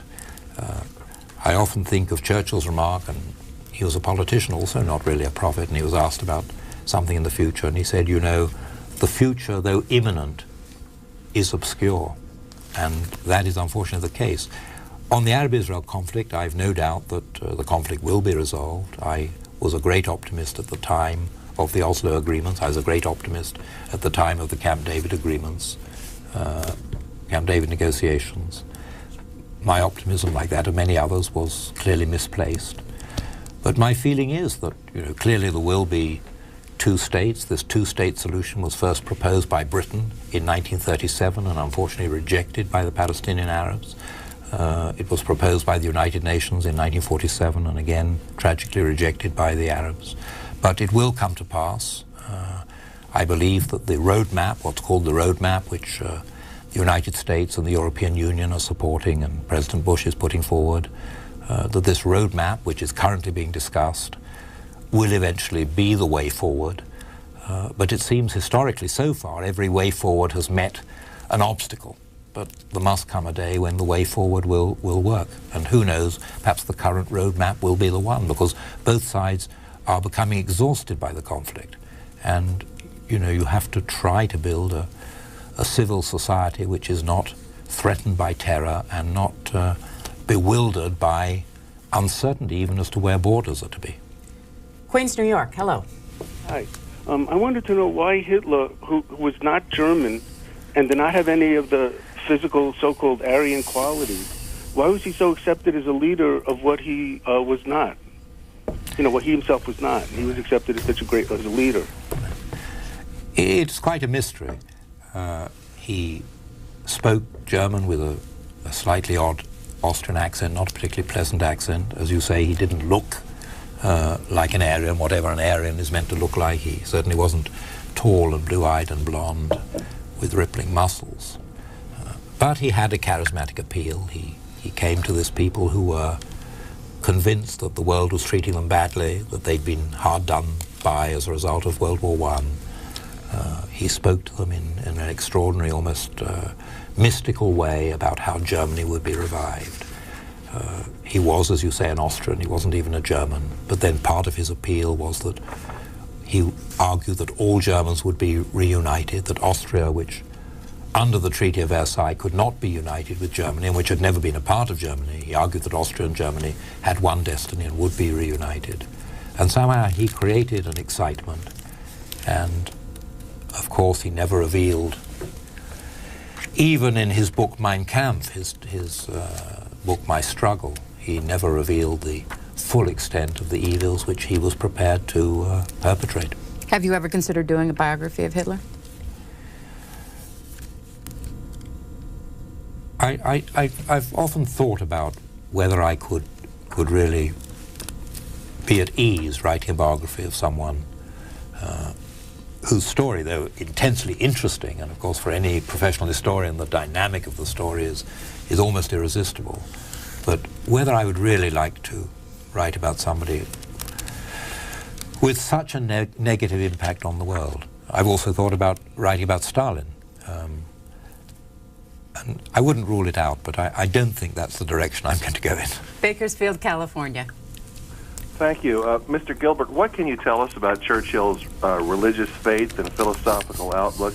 I'm wondering, did he perceive God as a personal force in his life? And what was his most definitive statement on this broad subject? Churchill definitely had a respect for the idea of God, the idea of supernatural forces. He was quite a suspicious person in the best sense of the word. He believed that there might well be an afterlife. He was deeply versed in the Bible, both the Old Testament and the New Testament. He felt a certain, I think, personal strength from some of the biblical stories. He did consider that there was a God who was an ultimate arbiter. He also felt that it was not revealed to human beings fully, the nature of God, and that human beings would have to get on as best they could. But he had a high moral sense. He regarded what he called, and what was called, the Judeo-Christian ethic as something very real in his life. He had a deep respect for the biblical teachings, the Jewish and Christian ethical teachings.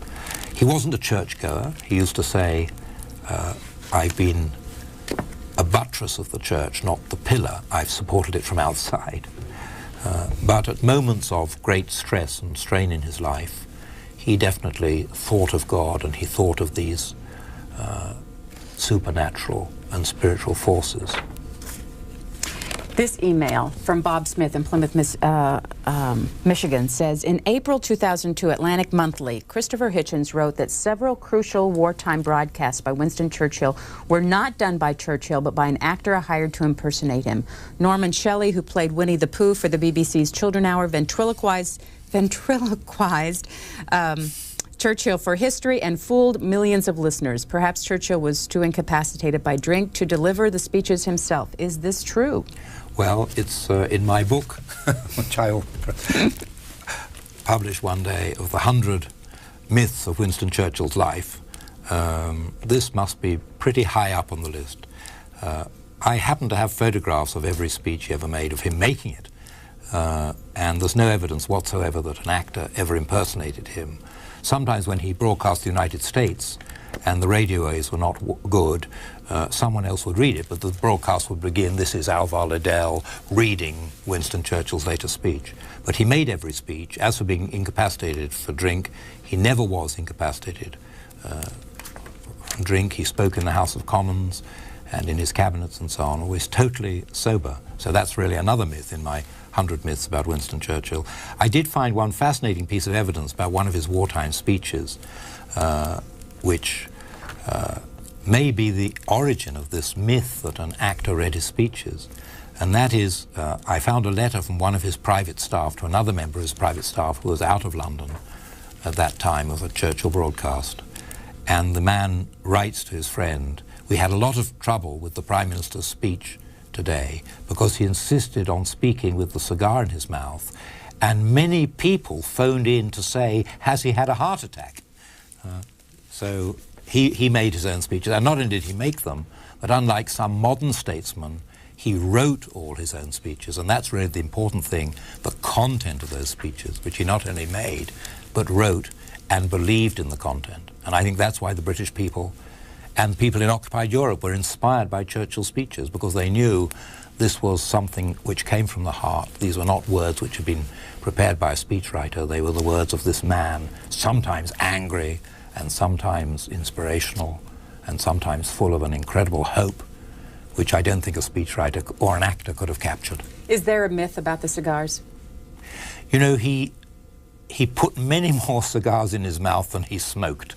He nearly always had a cigar in his mouth, but you very seldom see him with with a half-smoked or three-quarter smoked cigar. He was always lighting them. He had a little thing he liked to do. I can't demonstrate. Sure. Can you demonstrate? He liked to. He had his cigar and he loved to sort of roll it over his coffee cup or his brandy glass.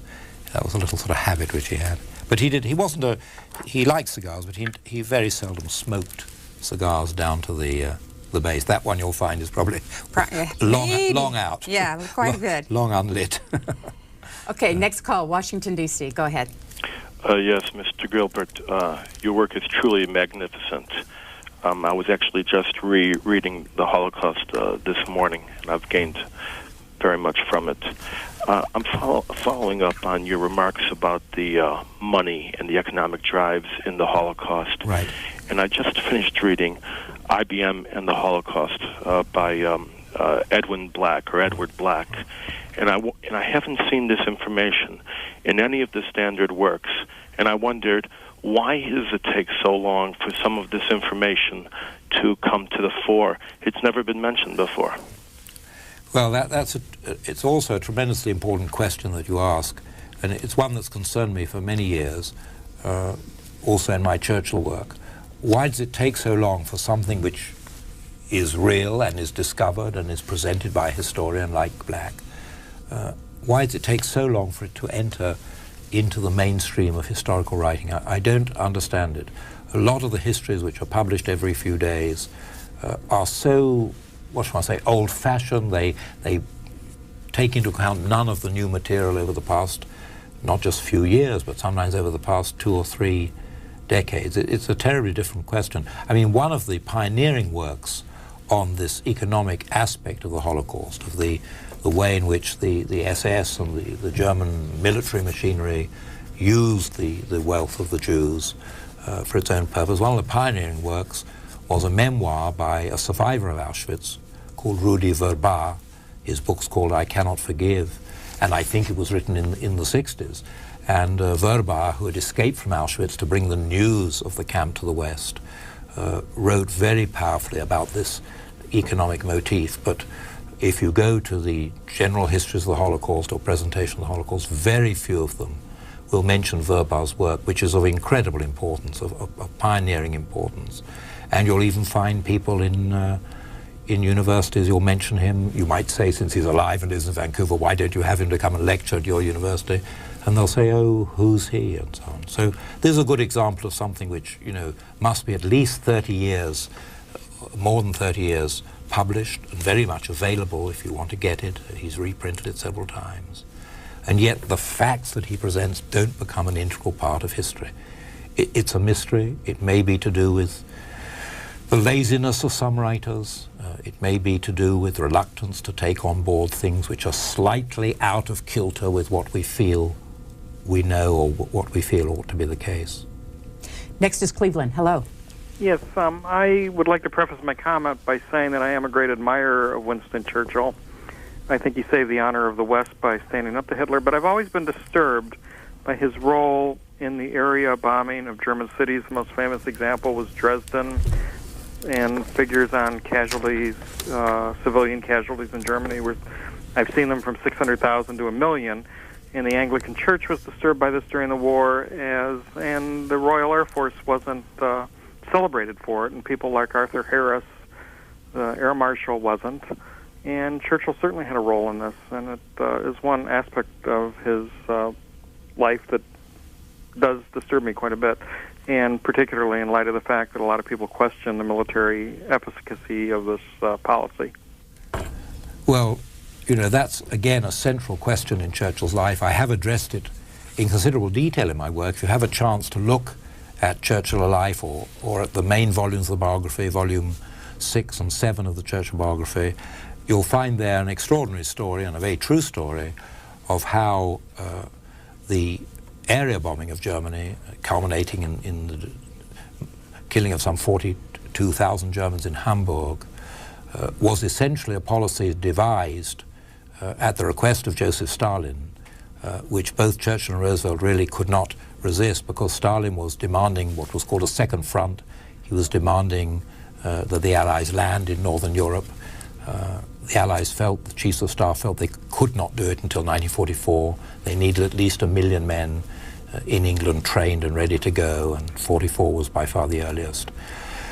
And there was tremendous propaganda generated by Stalin in the Western press demanding a second front.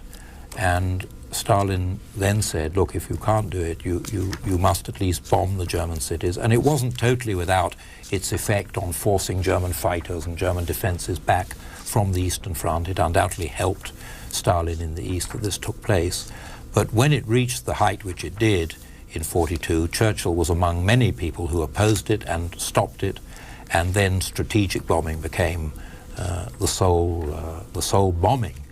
And there was a moment when Churchill was watching one of the daily Royal Air Force films of a German city being bombed, taken from above. The city was Wuppertal, and when the lights of the film went on and all the air staff were present and waiting for his comment, and all he said was, after a long pause, "Are we beasts? Are we taking this too far?" And the result was that the bombing policy changed to strategic bombing.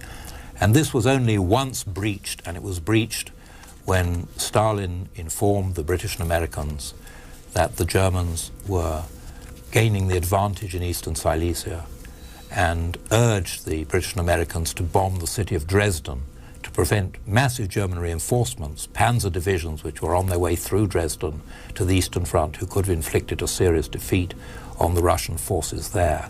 This didn't actually reach Churchill or Roosevelt. It was dealt with by the Targets Committee and the vice chiefs of the air staffs of our respective countries.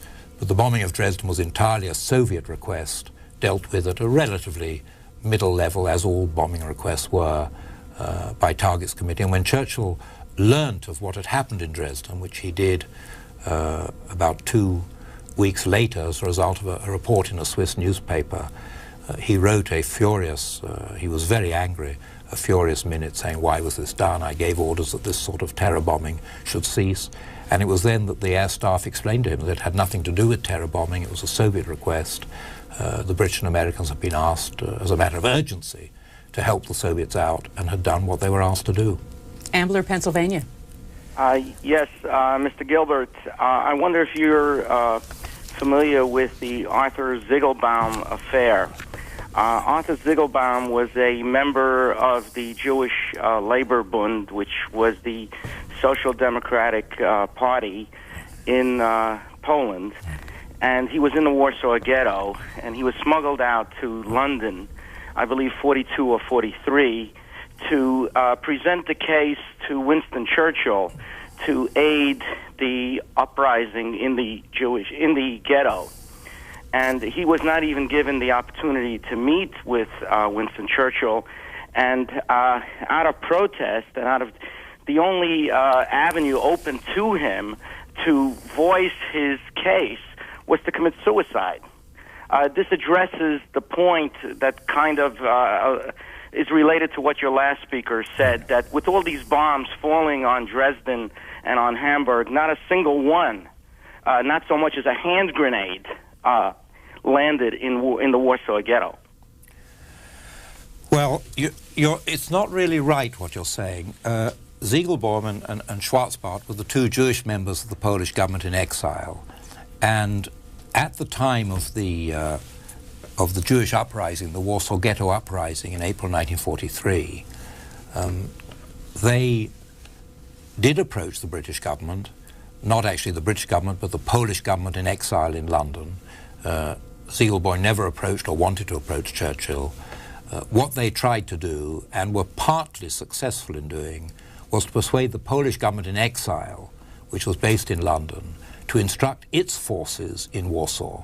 There were two Polish resistance forces in Warsaw, the communist forces and those related to the London Poles, the government in London, to ask them to aid the insurgents. And in part they did do so. And so Ziegelbaum was not entirely unsuccessful, but he was in despair. He was in despair at the plight of the Jews in Warsaw, because it was not the Allies but the Germans who had the military ascendancy, and they crushed that uprising very brutally, and he committed suicide in despair. But actually the Polish government in exile had tried to respond to his request. There was a lot of debate about that because there was a strong anti-Semitic strain in the resistance group in Poland, which the London Poles represented. But actually there were those in that resistance group who did try to help, and that has been fully recognized by the survivors of the Warsaw Ghetto uprising, particularly Zuckerman, who wrote about it, Antek Zuckerman, who wrote about it in his memoirs. This email question from Chris Zwanka: how did it feel to be knighted? Well, you have to be very careful not to not to have your throat nicked by the sword. It's quite a you have to bend down sharp, and kneel. huh? It's a real sword. Why were you knighted? It was a great thrill and a wonderful moment. I was knighted for two reasons. I was knighted for my historical work, but also because I had worked with John Major, the British Prime Minister, and I travelled with him abroad on a number of overseas missions. I tried to help with briefing papers and you know, the sort of background to the negotiation. From a policy angle or from a historical angle? The two overlapped. I mean, you know, all the subjects which were being dealt with, whether it was Bosnia or the Middle East, they had the historical angle which impinged on it. And I came here, in fact, to Washington on one occasion, and to the Middle East, to Jerusalem. I spent time with John Major during his visit with Arafat. I sat next to Chairman Arafat for a day and spent many hours with Yitzhak Rabin. So it was an interesting thing, and basically, you know, the history and the current affairs were so intermeshed that I felt rather privileged as a historian to be asked to make my contribution, not merely, you know, what happened in the past, but, you know, what does this all mean today? And so John Major very kindly added that to my knighthood, that not only history but international affairs. Where do you live today? I live in London, and I believe you've got some photographs of my books. We do, absolutely. They're on this. Your house is on the screen right now. Where is it? Oh dear, because I was very nervous that it would look rather messy. Well, it's in North London, at the bottom of Highgate Hill. That's my front door. Goodness me, I haven't seen this. Someone wrote that you live in unpretentious confusion. It looks rather Spartan, my corridor. I better put some pictures up. Now, this is my little study here. Is unpretentious confusion a good... It looks less confused than normal? 10 minutes before the cameraman came in. This is where you write?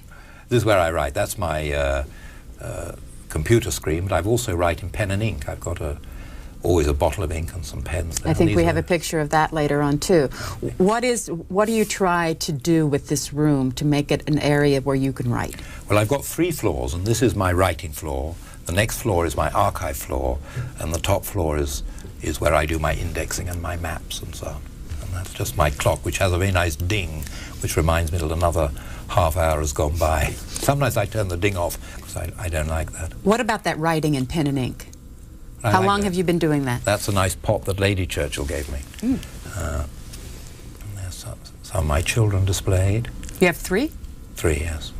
Where are they? And these are my books. They photographed every one of my titles along the shelves. Does it inspire you to have them on the shelf? Well, sometimes it exhausts me to look at them. Did I really do all that? There's some of the Churchill biography, the multi-volume Churchill biography. And I'm hoping very much Hillsdale, Michigan are going to bring it all back in print. That's one of the current projects. Right, and there's the last book, The Righteous. And then these are the books. When I started putting the books on the shelves, I thought I'd have one shelf of books signed by friends. And it's like 50 shelves. It's rather nice.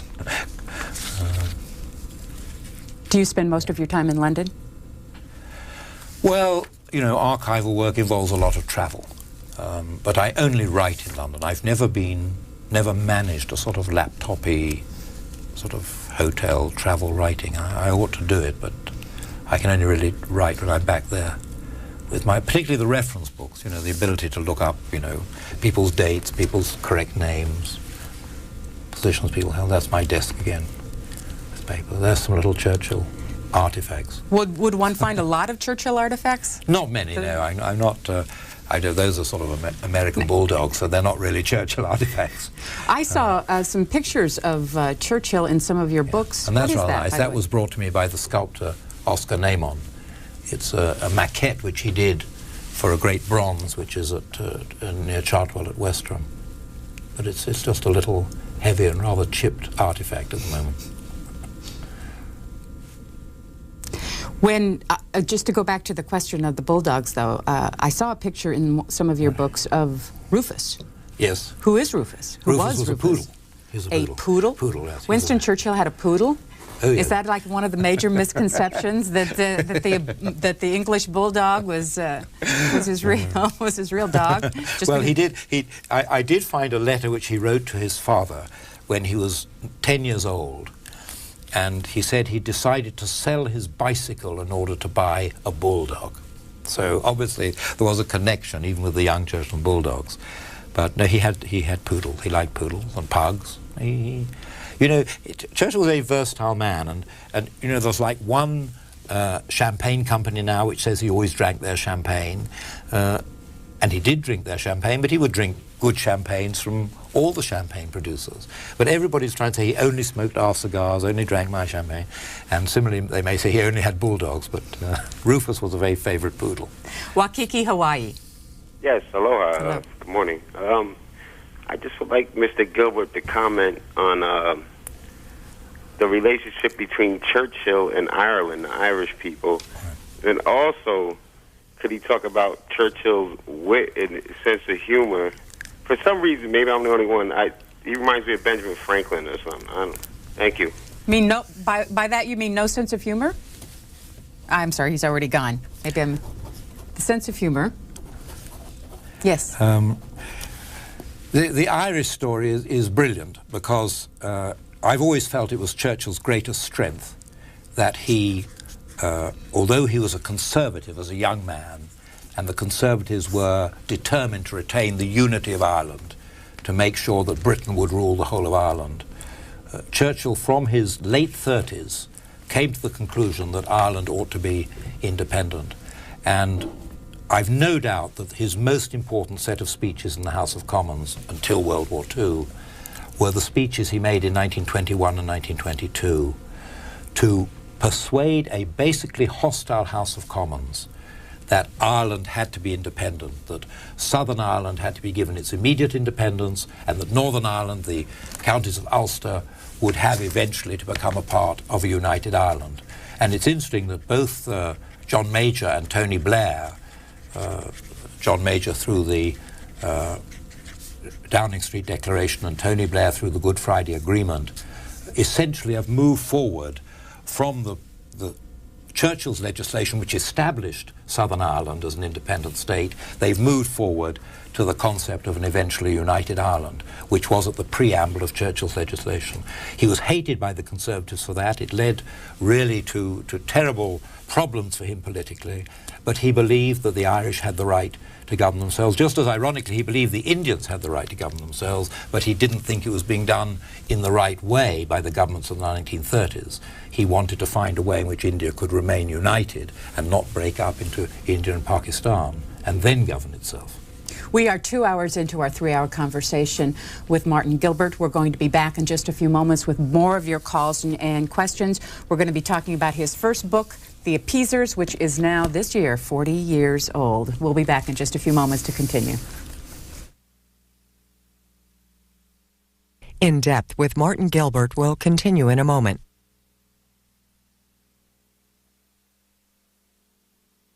Next month on In Depth, Susan Sontag. We'll spend 3 hours with the novelist, essayist, playwright, filmmaker, and theater director. Her books include The Way We Live Now, On Photography, In America, Styles of Radical Will, Where the Stress Falls, and the soon-to-be-released Regarding the Pain of Others.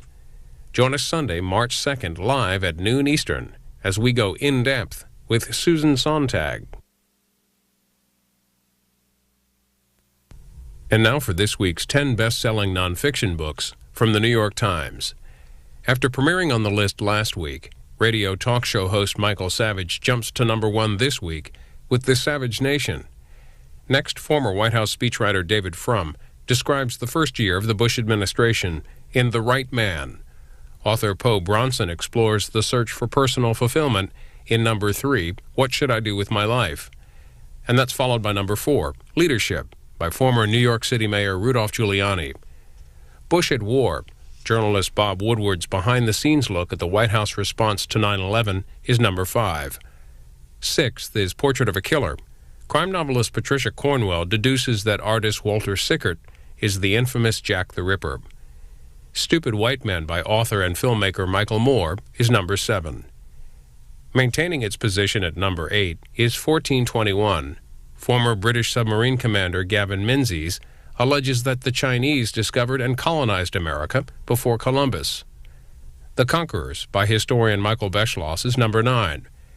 And premiering this week at number 10 is the memoir of journalist Hunter S. Thompson, Kingdom of Fear. For more information, visit the New York Times website at nytimes.com and click on Books. This year marks the beginning of the 200th anniversary celebration of the Lewis and Clark expedition. Today on Book TV, join a panel of writers along the Lewis and Clark Trail. Learn what it was like to study the expeditions of Meriwether Lewis and William Clark, from historians William Least Heat Moon, Dayton Duncan, James Thom, and Stephanie Ambrose Tubbs. Lewis, Clark, and the Opening of the American West are on Book TV today at 3 p.m. Eastern. Here's a look at some upcoming book fairs and festivals. Head south in February for Much Ado About Books in Jacksonville, Florida. Ken Starr, Bob Schieffer, and Jane Levy are among the featured speakers. Then it's springtime in London for UK booksellers. March 16th to 18th is the London Book Fair, England's largest industry event of the year. Back on home soil the following weekend in Charlottesville for the Virginia Festival of the Book, now in its 9th year promoting literacy and celebrating reading and books. Begin April at the Hall of Fame Museum in Phoenix, the site of this year's Arizona Book Festival. April 11th and 12th, join the C-SPAN school bus in Bowling Green for the Southern Kentucky Festival of Books. And on the 26th and 27th, head for the West Coast and the Los Angeles Times Festival of Books.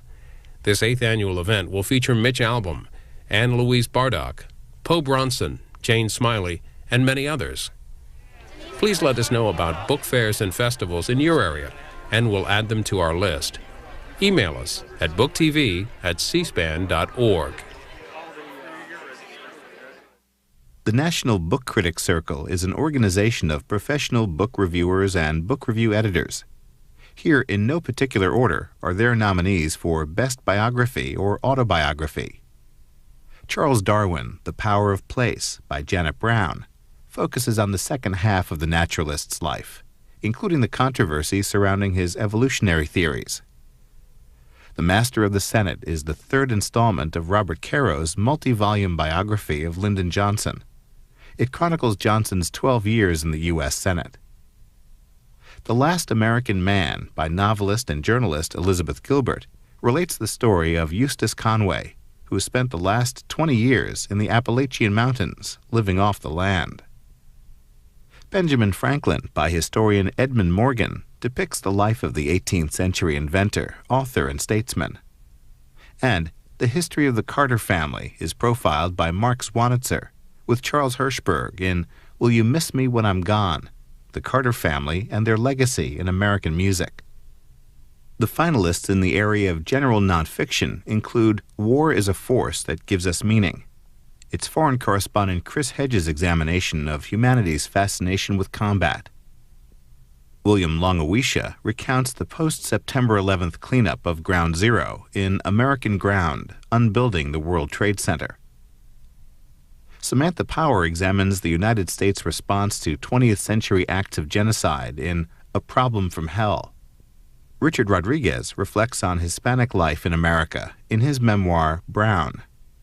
And Edison's Eve, A Magical History of the Quest for Mechanical Life, by Gabby Wood, traces the history of the inventions that prefigured current experiments with robotics and artificial intelligence.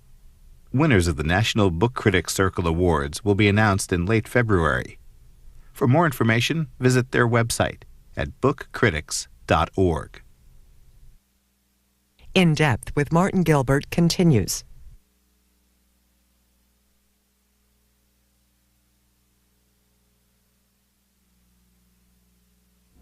We're back with our in-depth program for this month. Our guests are Martin Gilbert, the author of over 70 books, the official biographer of Winston Churchill, but you cover the complete century, pretty much. I try to. Back to your first book. This emailer called in and said, would you please discuss your book, The Appeasers, and what motivated you to write it? Now, we had to go to the public library to find this book because it is difficult to find. 40 years ago, your very first book. Right, it's my first book, and it's just been reprinted in England, so I'm very pleased there's a new British edition. And what is it about? Well, it's about how the British government between 1933 and 1939 really actively tried to get on good relations with Hitler, even at the expense of small nations or great ideals. And it has in it, for example, the story of how Neville Chamberlain proposed to Hitler that Britain and Germany should divide Africa between them, should divide the resources of Africa between them.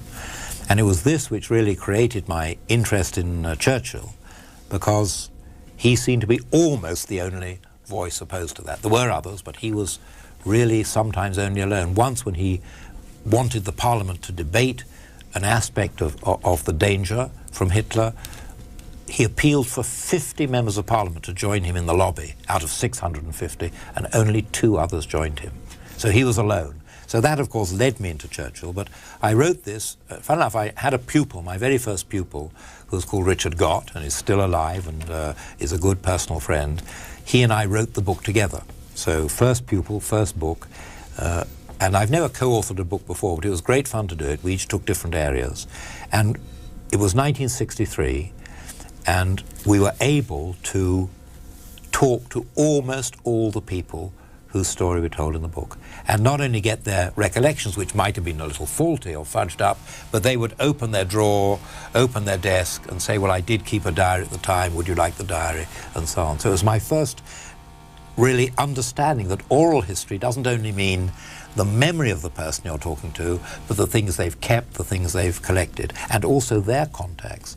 And one of the, you know, I don't know if you use in America the phrase goosebumps when you get pimples. Sure. But one of the things which still gives me goosebumps, I have a letter on White House stationery, and so I've kept it in its White House envelope, written to me 2 weeks after the assassination of President Kennedy, from Evelyn Lincoln, his secretary in the White House, saying, I just wanted you to know that before the president left for Dallas, he asked me to remind him to write and thank you for your book.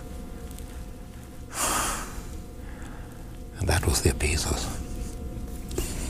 It's dedicated to A.J.P. Taylor. Who is he or she? A.J.P. Taylor, Alan Taylor, was a he.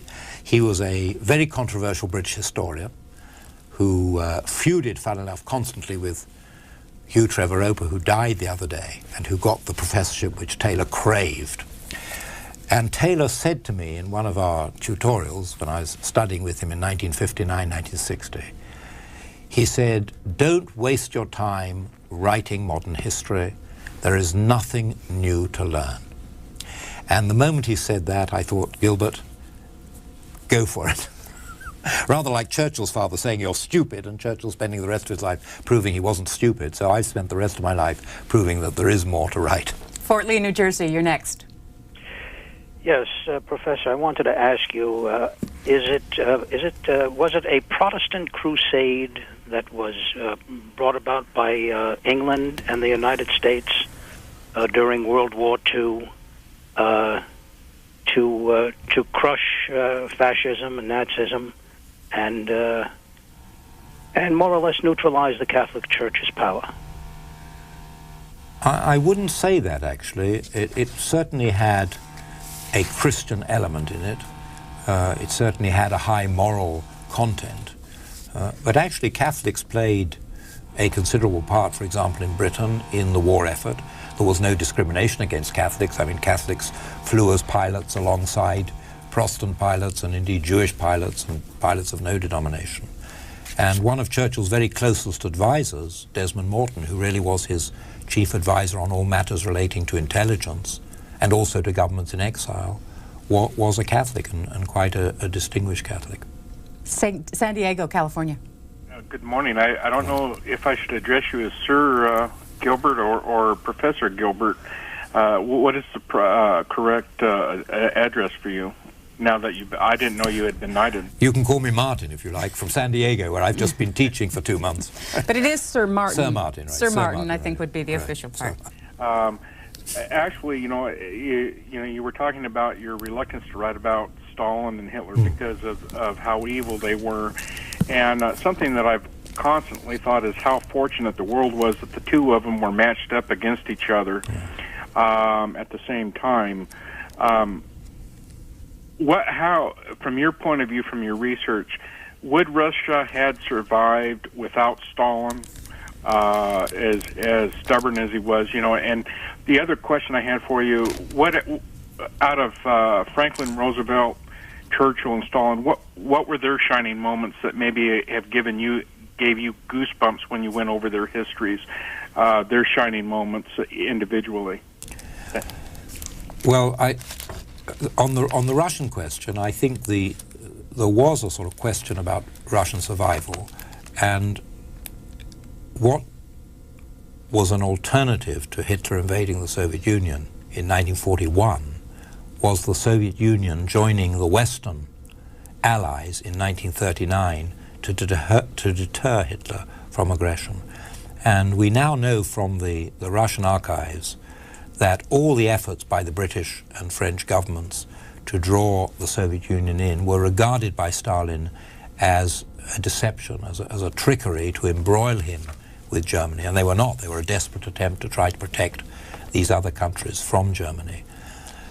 Without Stalin, perhaps Russia would have emerged as essentially perhaps socialist, social democratic country. Perhaps its empire wouldn't have come into existence in the way it did, though that was more sort of Lenin and Trotsky than Stalin creating it. Perhaps it would have been a bit more like today. It would have been a large country, but all the fringe countries would have been independent. There was an attempt which Churchill supported very strongly to arm and encourage the anti-Bolshevik Russians in 1919 to defeat communism, to march on Moscow, to march on Petrograd and destroy communism. As Churchill once said, I tried to strangle communism at its birth. But actually these anti-Bolshevik Russian forces were very divided, and that project failed. There was a point at which Churchill wanted himself to go to Moscow to try to rally the Bolshevik forces when Russia pulled out of the war with Germany in World War I, and this was disastrous for us in the West, as the Germans then had all these millions of men to throw against the Allies in the West. At that point, Churchill said, in order to keep Russia in the war, fighting on our side, I'm prepared to go to Moscow, join Lenin's government, and in return for them rejoining the war against Germany, guaranteeing the permanence of the Bolshevik Revolution. So that would make an interesting novel, I suppose. You asked about the inspiring moments, and that's, I often think about that, and of course they do sometimes change in my mind. I think, to my mind, the most inspiring moment for Churchill, and one of the earlier questioners alluded to it in quite an unpleasant way, was when Hitler offered to make peace with Britain after the fall of France, when Hitler was already conqueror of Denmark, Norway, France, Belgium, Holland, and Hitler offered to make peace. And at one point, a majority of Churchill's war cabinet wanted to explore the peace feelers. And Churchill's ability to dissuade them from doing that, his realization that if you made any form of compromise with Hitler, you would be, among other things, perpetuating the tyranny and occupation of France and Belgium, Holland, Norway and Denmark. That was an inspiring moment. It was a day, it was a very toughly fought day in the councils of the cabinet, and Churchill only just prevailed. And he prevailed because he was determined to see the thing through. And of course, he couldn't go to an election. It had to be decided in a few hours. It wasn't as if he could appeal to the public. He had to make that decision, and essentially the public then supported it wholeheartedly. Rochester, New York. Yes, sir, Gilbert. Thanks for taking my call. I'm interested in your opinion on the role of France in World War I. They are always portrayed as the most innocent of the major countries in the outbreak. And right. It seems to me that, reading between the lines, the visit of their leadership to St. Petersburg just prior to Russia calling their people to arms makes one say, come on, they were doing the same thing with Russia that Germany was doing with Austria and Hungary, and after all, they certainly had the purse strings as well. And I'm wondering what your opinion of that is. Well, it's interesting you say that, because curiously that was also the view of a majority of the British cabinet at the time, and that's why they actually had decided not to go to war on France's behalf if Germany invaded France, because they felt that there had been what you described, that sort of equivalence almost of provocation. And it was only when the Germans went through Belgium, which was part of their strategic plan to defeat France, they had no particular animus against Belgium as such. It was only when they went through Belgium that the British public were outraged, and it so happened, because Belgium was innocent in a way that France wasn't innocent, in the sense that you're mentioning it. And as Britain had an ancient treaty with Belgium going back, I think, to the 1830s, the public sort of demanded that the brave Belgium should be succoured. And so we sent our expeditionary force to Europe to fight the Germans, really because the Germans had invaded Belgium. And we were allied with France, and we shared in the retreat of the forces towards Paris, and then in the reversal of the battle and the trench lines being established. And then France was suddenly our necessary ally. But both at the time and also by historians after the war, between the two wars, what you're saying was very much stressed, that France had played its part in... Because everybody thought, that the French thought they would be in Berlin by October, the Germans thought they'd be in Paris by September. So none of them were thinking in terms of a war that would go on for 4 years and lead to the slaughter of millions of soldiers. They were thinking, if you like, of a 19th century, rather imperialist-style war, which would be quick and victorious. Denver, Colorado. I'd like to ask a question in regards to the effect of the distinction that Churchill had on the Middle East with his activities in the Cairo Conference in 1921 versus his view of British and India, which seems to be somewhat in conflict. The two areas seem to be in conflict with each other, and I'd like you to speak to that in greater detail. Oh, that's a very difficult question, but I'll try. It's just that my brain is not wrapped around it, as it might. I think that in both cases, Churchill did not like the idea of partitioning a country. And that's why he wanted the Jewish state, the Jewish national home, which in his view should become a state, to include what is now both Israel and the West Bank. That's to say, to go from the Mediterranean to the River Jordan. He didn't want a partition of Palestine between the Mediterranean and Jordan, between two peoples. He didn't feel, among other things, that Israel would be viable if it was truncated in the way that it became truncated in 1948. And the same, I think, was true of India. He really had a sense, guided or misguided is a question of opinion. Most people would think it was misguided today. He really had a sense that the Indian subcontinent, India, Pakistan, and Bangladesh, were one, and that they should be unified, and that within the Indian statehood, the unified statehood, the Muslim minority should have full rights and guarantees and participation with the Hindu majority. Gandhi curiously supported this, and it led to a reconciliation between Churchill and Gandhi towards the end of the struggle.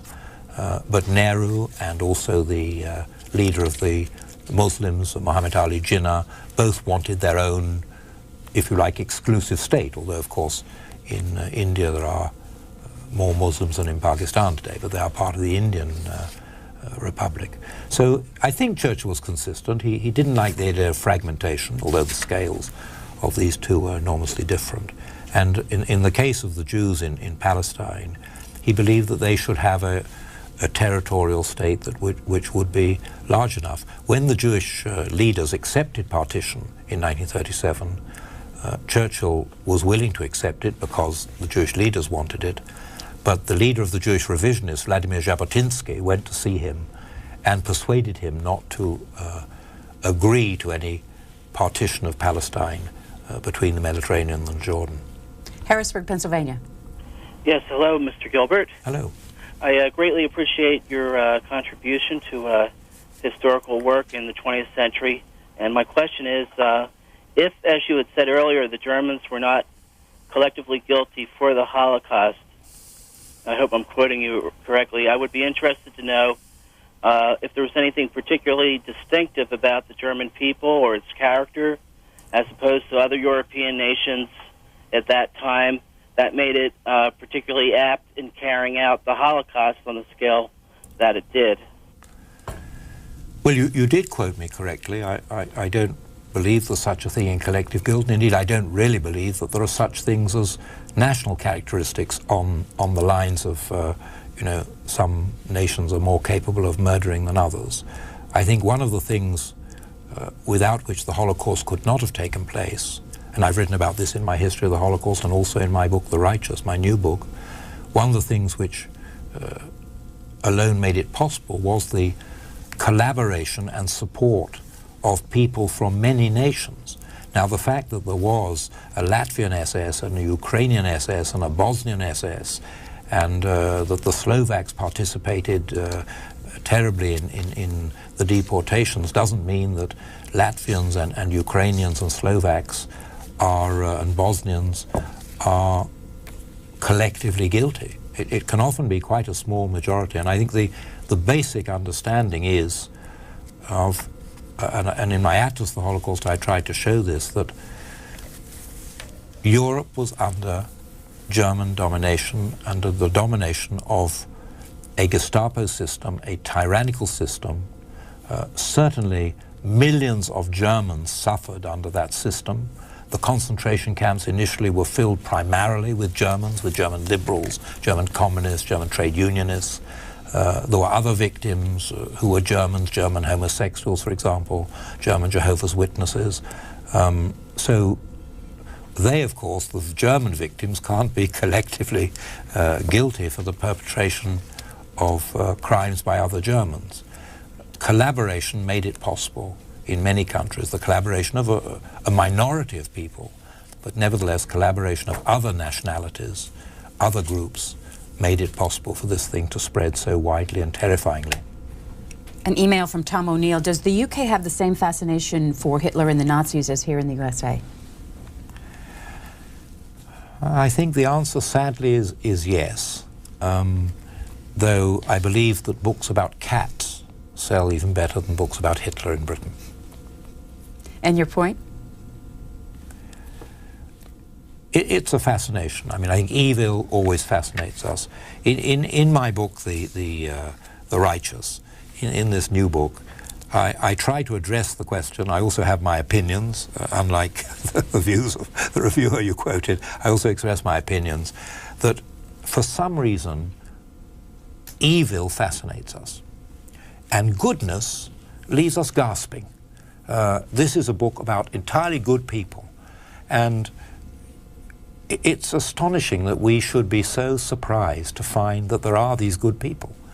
We are so, in a way, drilled to think of whether it's Germans as collectively guilty or Hitler as the only figure. I mean, it's much harder for someone to name, let's say, a brave German who was one of Hitler's victims than to name Hitler. I mean, think of someone like Dietrich Bonhoeffer or Pastor Niemöller. I mean, there are many. So it always saddens me in a way that good deeds surprise us more than evil deeds. Next is Helena, Montana. Go ahead, Helena. Concerning progressive perspectives of low-ceiling dirigibles and remedial, redundant, frequent advice programming on TV, radio, how about the perspective that the 19th century Civil War and subsequent wars could have been prevented with alligator and crocodile hunts? Also. Next, Lake Forest, Illinois. Hello, Lake Forest. Yes, Mr. Gilbert, I had a question pertaining to something that doesn't seem to get a lot of interest, and that is Churchill's relationship to the fall of Singapore. It seemed to me that was a tremendous blow to the British Empire that really led to the destabilization of the whole structure, because it pointed up the fallibility of the British power structure out there.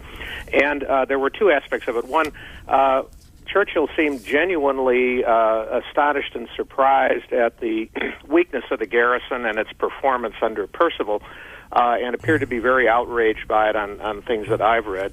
And secondly, there was also some controversy. Some Australian friends of mine and others are still very upset about the dispatch of the large number of Australian troops to Singapore, and also his decision to send I believe it was the 8th British Division in at the end, even when they knew it was going to fall, and the troops never even had a chance to defend themselves. It just was an area that he seemed to have, I'm sure he had a lot of other things on his mind. It was about the time of the Channel Dash, I think, and some other things. But was that a serious blow to him, and how would you put that into context? Well, it was a serious blow. I think when you say he had other things on his mind, he was able to take, and that was his strength, to deal with everything equally. So it's not as if he neglected Singapore because he had other things on his mind. He was faced, and the British Chiefs of Staff were faced with the following dilemma, really. And that is, and they had faced it earlier in Greece. They'd faced it in 1941 in Greece. The enemy has essentially overwhelming power. And do you withdraw, do you leave, or do you try to make a stand? And at what point do you accept that your forces have to surrender? And Churchill wrestled with this, the British Chiefs of Staff wrestled with it, and indeed the commanders in the field wrestled with it.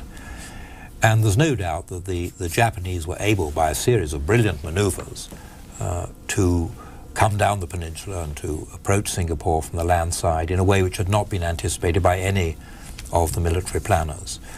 But the real loss, I think, the real reason why it was so disastrous was that the Japanese had secured naval and really air mastery, and this had not been anticipated. It had not been anticipated that the United States would lose such a vast proportion of its fleet, or that Britain would lose its 2 great warships, the Prince of Wales and the Repulse, so early, and in every case from Japanese torpedo bombers. So there was really nothing he could do. I mean, he did try to stiffen the resolve of the garrison, as you say. He was surprised by what seemed to be General Percival's lack of will. And once the surrender took place, and it was a massive surrender, he was very devastated, because he realized that Hitler had to be defeated in Europe, and Roosevelt had agreed this would be a priority, defeating Hitler before defeating Hirohito.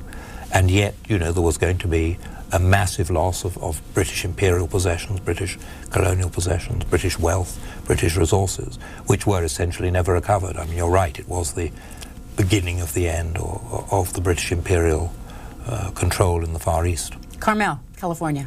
Hello. Hello, you're on the air. Yeah, Sir Martin, top of the morning to you from Carmel. Hello. With regard to the book called The Conquerors by Michael Beschloss, have you read? I'm afraid I haven't read it now.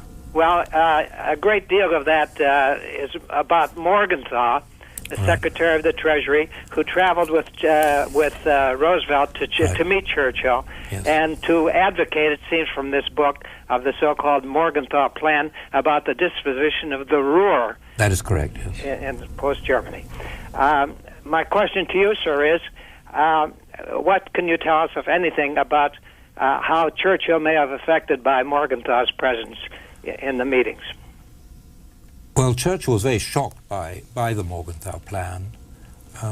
He had contemplated some sort of breakup of Germany, but not the deindustrialization of Germany, not reducing Germany to a sort of agricultural backwater. He did contemplate for a while the division of Germany into possibly 3 separate states. But then he quickly came to the view, particularly when the Soviet troops had occupied virtually all the capitals of Central and Eastern Europe, and when the Red Army was in control in Warsaw, in Prague, in Belgrade, in Bucharest, in Sofia, he came to the view that it was essential for a united Germany to remain, to serve as some sort of bulwark against communism. Of course, East Germany was lost. Stalin was already in occupation there. and that it should be restored to a fully industrial and also democratic society. And he played quite a big part in the attempt to fashion the post-war German democracy, what eventually emerged in the Federal German Republic under Adenauer. And incidentally, he was very much a early supporter of what became the Luxembourg agreements between West Germany and Israel for the payment of reparations, something which here in Washington, Stu Eisenstadt has recently been at the forefront. Has a new book out. Have you read his new book yet? Yes. What do you think of it? Excellent. Charlottesville, Virginia. Yes, hello, Mr. Gilbert. I had a question. I'm within 100 or so pages of finishing Churchill's History of World War II, and I'm inspired by his continual references to the English-speaking peoples of the world, sort of talking about the common cultural, political creeds of the English-speaking people of the world, especially the British and the Americans. Right. This is something I recently had the privilege of visiting Britain, and this is something I think that still exists to a great degree on an official level, certainly between Bush and Blair, but between the peoples of Britain and America, I don't know if it really does or if it ever did. Did Churchill's having an American mother affect to any degree sort of his worldview and seeing the commonalities between the American and the British that may have helped him to a degree win Roosevelt's support and successfully prosecute the war? Yes, I think his having an American mother was very important. He visited America for the first time when he was 21. He had a tremendous admiration for the United States. He loved the boisterousness of America. He loved what he called the crude young people of America. He also had a tremendous understanding and respect of American industrial power. And then in World War I of American military power, he begged the British government not to launch the terrible offensives culminating in Passchendaele and the slaughter of Allied troops at Passchendaele. He begged them not to launch those offensives until the Americans were in the war, and then American power would mean that you wouldn't have those terrible trench stalemates and attritions. He believed in Anglo-American relations. He fought all his life against the many Britons who are cynical and skeptical about the United States. Curiously, Tony Blair is having to fight against that today. When Churchill retired finally from government and Prime Minister in 1955, he called his cabinet together and he said, "There are only two things I want to tell you before I go. Man is spirit," which incidentally may be interesting to the man who asked about Churchill's view of God. Man is spirit, and never be separated from the Americans. And he believed that, and he had fought for that really throughout his political career. And during World War II, Roosevelt understood that. Churchill understood Britain's tremendous weakness vis-à-vis the United States, and was enormously relieved when Roosevelt clearly understood that Britain could not survive without massive American aid, which Roosevelt gave often in virtual breach of the neutrality agreements. Tremendous help which he gave above and below the table. So Churchill's pro-Americanism was both an understanding of that only America could really protect the democracies when all's said and done, and also that he had this great faith and belief in America, even after the great crash, when he lost a lot of his money. He had a lot of American stocks. He was one of the very first to reinvest in American stocks. He said American wealth cannot be destroyed. They carved it out of the fields and prairies and forests, and it'll always be there. Would history being what it was, would our relationship between the two countries today be the same without Churchill? He certainly played a major part in his day in maintaining it, and also, of course, in the whole debate in Britain about Europe and the European Union. He posited this concept of the three circles: Britain, the Commonwealth, and the United States. And he said these circles always have to overlap. We can't separate ourselves from the United States and be really a power. Britain in Europe, Britain and the Commonwealth, and Britain and the United States. You mentioned about his retirement. He went to Chartwell at the end? He did. Well, first of all, he went to Sicily to paint, and he wrote a wonderful letter to the Queen, which I quote in my Churchill A Life, saying how marvellous it was to have responsibility suddenly taken off your shoulders. There's this picture you also have. Oh, no, this is in the garden in France. That's right. This photo. Right. How old might he have been? Oh, he was in his late 80s then. He loved the south of France. He always went there to paint and to sit and to...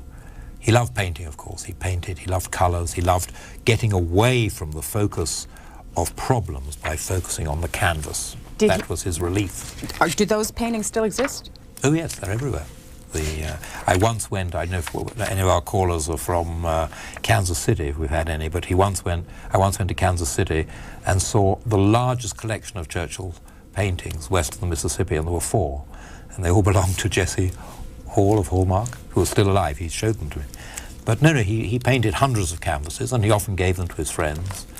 And he is painting in Marrakesh, I think.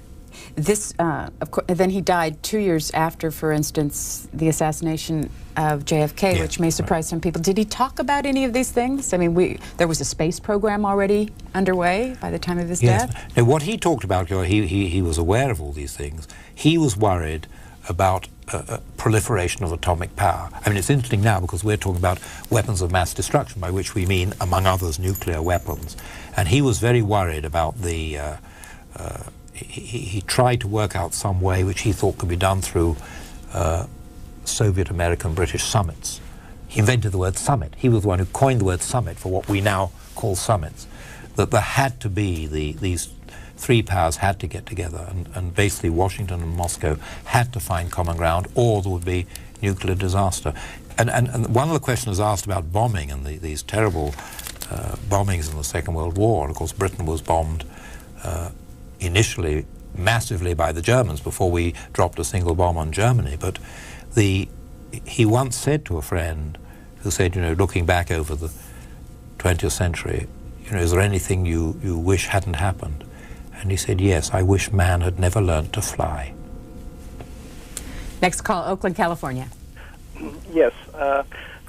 Just quickly, thank you so much for C-SPAN, and I don't know what we would do without men like Mr. Gilbert, or Sir Martin Gilbert, excuse me. Thank you so much for your good work. In the Winston Churchill's World War II, I can't remember if it was Yalta, he's having a discussion with Stalin. And he asked Stalin about the problems in the Ukraine leading up to World War II. And almost no one ever writes about this. That Churchill is so crafty, he puts the question to him in a very, very diplomatic way. What about your problems in the Ukraine? I understand you're having problems there. Stalin apparently had several drinks, says, oh, it was a great, difficult time. They fought back, and I think he said it was 10 million that they had to, the exact word was liquidate. And this was prior to World War II, and it went right up into the opening of the war.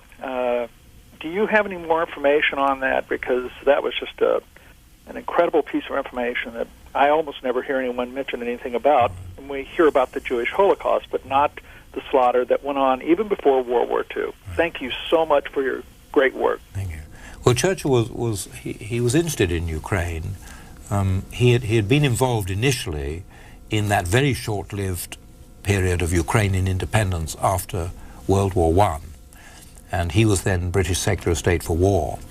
And he believed that there could be an independent Ukraine which would be viable. And so after the re-annexation or conquest of Ukraine by the Soviets, I mean moving in where the Tsars had been earlier, he followed what was happening in Ukraine. Of course, a lot of it was shrouded in darkness, and it's taken brilliant historians like Robert Conquest of Stanford University to reveal even to the Russians the extent of what happened. But he did follow it, and he was very concerned in the 1930s by the starvation and the trials in Ukraine, and that's why he raised the question, as you say, rather craftily with Stalin. Stalin incidentally played the Ukrainian card rather deviously back to Churchill. When Churchill was trying to secure for the Poles an eastern frontier running where it does today along the River Bug, the current eastern frontier between Poland and Russia, when Churchill was trying to secure that, Stalin suddenly produced an unknown figure at the conference table, Nikita Khrushchev. And he said, Khrushchev here will tell you about the large Ukrainian population in what you claim is Poland. So that's, you know, Stalin trying to push the Russian border even deeper into Poland than he did. Atlanta. Mr. Gilbert, I have a question about Sir Winston's son, Randolph. Mm-hmm. In your book, In Search of Churchill, there's a chapter entitled The Beast of Bergholt. Right. Which deals with Sir Winston's son, Randolph, and your work for him. Right. And I was just wondering, what is your opinion of him as an employer, as a person, and as a journalist and historian? And finally, do you think the burden of being the son of a famous father was perhaps greater on him than on other persons? First of all, I ought to explain why I called the chapter Beast of Bergholt. I think I explained it in the chapter. Randolph lived at a house in a village called East Bergholt, a rather nice Suffolk village. And in those days, when telegrams were a frequent method of communication, he received one day a telegram addressed to Randolph Churchill, Beast Bergholt. The telegraphic listener had put a B in, and it so amused him that henceforth he called himself the Beast of Bergholt. He was a wonderful employer. I once, when he was paying me the sum of £850 sterling a year, which was a very handsome wage, I got down to breakfast and there was a letter from him. He'd stayed in bed, and it said, "Dear Martin, I've been looking at my salary book and I see you are scandalously underpaid." And he raised me to £12.50. Well, I don't think many employers write to their employees and say you're scandalously underpaid and then rectify it. But you also talk a lot in this book about you had a lot of qualms before taking this job. Yeah, and a lot of qualms while doing the job. But he was a good historian. He loved history. He didn't really have the patience to do it. Even when I joined him in 1962, he wasn't very well. He was also easily distracted. He did all sorts of other books. He wrote a book about the 1963 British political crisis, where all we assistants had to help him. He wrote a book about the 1967 war in Israel. He embarked on the biography of J.F. Kennedy, which Robert and Jacqueline Kennedy asked him to do, which I mentioned earlier. But he loved history, and he had no qualms himself about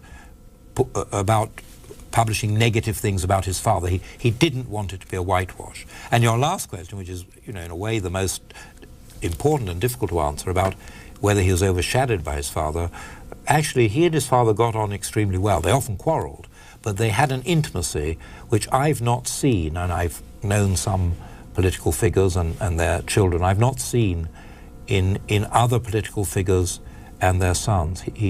Churchill loved Randolph. Randolph loved and admired his father. He fought all his battles. I think the key is that Randolph could always be relied upon. If Churchill was in trouble, as he was so often, say, in the 30s, Randolph would fight his battles. And during World War II, Randolph was an amazing help to Churchill in letting him know what was really going on, because, you know, a prime minister, like a president, doesn't always get the truth from his subordinates. And he was a son so devoted to his father that he really made positive and good contributions. And whenever they met, they embraced and they loved each other, and then they quarreled and shouted, and then they embraced again. What about Churchill's own protection of his image? His image not only of the day, but his image for history. Was he protective of it? He was concerned, very concerned about it. And a lot of his writing was to try to, as he saw it, set the record straight and repair his image, because he had a very battered image. His image in Britain is much more battered than in the United States. So he was concerned about it. And but when he was going to go off himself to Gallipoli, and he thought he was going to be killed in 1915, he wrote a letter which was to be opened in the event of his death at Gallipoli, so it was never opened. And I opened it with Lady Churchill at my side, with her permission, in 1969. And in it, he makes various wonderful dispositions for her and so on. And then he says, "I want you to get hold of all my historical documents and record. One day the truth will be told. Randolph will carry the lamp." So he did have faith that A, the historical documents would be to his credit, and B, that his son would, as he indeed started to do, write his biography. He was out of office by the time television was really getting going. Did he? Well, did he have a feel about TV? Yes, no, he was. He made a number of important television broadcasts before the 1950 and 51 elections, and it was good. Did he like it? He loved it. He loved anything where he was communicating with the public. He was good at knockabout stuff, and he was good at serious stuff. La Jolla, California. Uh-huh. Sir Martin, earlier you commented on William Manchester and his work on Churchill. I was wondering whether you could comment about the perspectives of John Lukacs and of Lord Jenkins, who've written a great deal about Churchill as well. And could you tell me whether it's still possible to obtain your 8-volume work? I very much enjoyed reading the 1-volume long synopsis, but I would love to get the original work. Well, if you're phoning from La Jolla, you can go to D.C. Will's bookshop at the corner of Pearl and Girard, and I'm sure Dennis Wills, who's one of the most remarkable booksellers in America, will help you. As to commenting on the other historians, I'd rather not, because I've written my work. I would like you to read my work. I have a great, healthy respect for everybody else's work, but as far as Churchill's concerned, I do believe I've got as close to the man as it's possible to get. In your book, In Search of Churchill, there's this photo I thought was interesting. It's Winston Churchill here. It looks like it's on a boat someplace. And that's Randolph's son? Yes. Is that correct? Right. And this is Onassis. Onassis, right. Yes. Well, what was the connection between Winston Churchill and Onassis? Well, when Churchill retired in 1955, he spent a lot of time in the south of France. And one day Onassis came to lunch where he was staying and invited him on the yacht. And Onassis was wonderful, actually. He was very kind to me when Randolph died. He was a very sympathetic person. And he basically said to Churchill, come on my yacht and I'll protect you from prying eyes. You know, you can go where you want to go, you can relax. You know, the paparazzi won't disturb you. He was a genial and gentle host. And of course there was an added bonus that often Maria Callas was on board. So if you wanted a little bit of singing, and Churchill loved singing, you could certainly have Maria Callas entertain you. Warwick, Rhode Island. Hello. Thank you, Dr. Gilbert. Thank you, CSPAN. I have a question regarding Churchill relationship with the Ajax program between British and American for overthrowing democratic elected government of Dr. Mossadegh in Iran. And the question, sir? What was his thinking, Dr. Churchill? How was his contribution and his idea about that coup in Iran? Well, I think, you know, you have to look at it in its historical context. In 1914, before the outbreak of World War I, Churchill had purchased on behalf of Britain 51% of the Anglo-Persian Oil Company. And on the basis of that, not only was Britain's whole naval fleet able to maintain itself during 2 world wars, but also on the profits of the Anglo-Persian Oil Company, Britain was able, on those profits alone, which Churchill had secured in 1914, was able to pay for every single warship built between 1914 and 1939. So here was an acquisition, a legitimate acquisition, which Dr. Mossadegh decided to nationalize, to take away. And I think it would have been an appalling dereliction of Churchill's national duty if he had simply shrugged his shoulders, just as a few years later Anthony Eden felt that he could not shrug his shoulders when Colonel Nasser, the Egyptian ruler, nationalized the Suez Canal, which also had been legitimately bought and worked by a consortium of nations, including Britain and France. You've had several emails about this question. I'll just grab one of them from a Mr. Sempa. What is your view, based on your research of the Catholic churches and the Vatican's approach toward the Holocaust during the Second World War? Was Pope Pius a courageous, outspoken opponent of the Holocaust, or a passive witness to it, or somewhere in between? Well, again, please read my new book, The Righteous. I've written extensively there about the Catholic Church, some of whose leaders played a remarkable part in the rescue of Jews, many of whose priests and many ordinary Catholics played a remarkable part.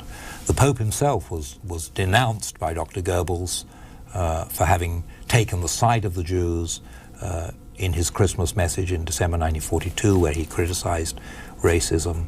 The Pope also played a part, which I describe in some detail, in the rescue of 3/4 of the Jews of Rome at very short notice, when the SS came in and tried to round up all 5,000, and at least 4,000 were given shelter in the Vatican itself and other Catholic places. So I think, again, my book is, I hope, a book which can restore, in a way, on the foundations of historical fact, the true and wonderful achievements of Catholics in helping Jews during the war. This book is being published by Henry Holt. Last call, Washington, D.C. Hello. You're on the air, sir. Go ahead with your question. Yes, given your extensive background in 20th century history, I wonder if you would speculate on the significance of North Korea's current nuclear program, and I wonder if you would liken this development to any of the steps of rearmament by the fascist powers in the 30s. I think that the problem in the 1930s was that it was impossible to get any form of collective organization, either under the League of Nations or by a consortium of threatened powers against rearmament. Today we have the United Nations, we have a much more active attempt by the United Nations to prevent nuclear proliferation. It's ironic that it should be Korea because, of course, the last United Nations war was a war against North Korea when they attacked South Korea. So one hopes that the international community has the power and, more importantly, the will to prevent this proliferation from becoming a danger. Martin Gilbert, we are out of time. 3 hours went very fast. Let's just review for our viewers some of your books so that they can, if they want to take a look. The History of the 20th Century, what will they find in this? They will find in the single volume the whole story globally. Right? So America has its part from 1900 to 1999. And your 1991 combined biography? There I hope they'll find so many fascinating aspects of Churchill that they will become Churchill experts themselves. And then you had mentioned earlier that this one was one of your personal favorites? Yes, if they read First World War, again they'll find it's comprehensive. It deals with all fronts, all nations, the United States, and its heroes and its contribution are as important in that book as those of any country. And you have also one for the Second World War? And the Second World War also, it brings together the war of armies and navies and fleets and the war of civilians and the Holocaust, and it also tells the story of how America really saved the Western world. Your series of atlases. If you want to know about moving frontiers and what countries get up to, it's all there. It's in map form. It's very simple. They're black and white maps. And you can see who attacked whom, who conquered whom, and a lot, too, about domestic activities and changes of government and social policy. I don't know if I'm missing a big one here. Let's take just once again, your newest book. Well, that's the newest one, and that's a story of goodness. It's a story about good people. It's a story about Christians and a few Muslims, incidentally, who risked their own lives again and again and again to try to save Jewish life. It's the story of some 20,000 known people and many others whose names aren't known who did the right thing at a time when evil was in the ascendant. And your plan for your future books? Keep writing. But you have your Churchill books? I have to finish the remaining 5 Churchill document volumes. For those I need funding, but basically that's a project. And then Hillsdale College, Michigan, I hope will reissue the whole Churchill biography, all 8 volumes and all 15 volumes of documents. And if people can't find them, they can find them in their library? If they can't find the 8 volumes? They can find them in the library, or now, of course, on the internet, through Aid Books or one of these vehicles for second-hand books, you can get everything. Sir Martin Gilbert, thank you very much for spending 3 hours with our viewers. Appreciate it. Thank you. In Depth with Martin Gilbert, thanks for joining us. You've been watching In Depth with Martin Gilbert. If you missed any portion of the 3-hour interview, you can see this program again at 5 p.m. Eastern and tonight at midnight Eastern.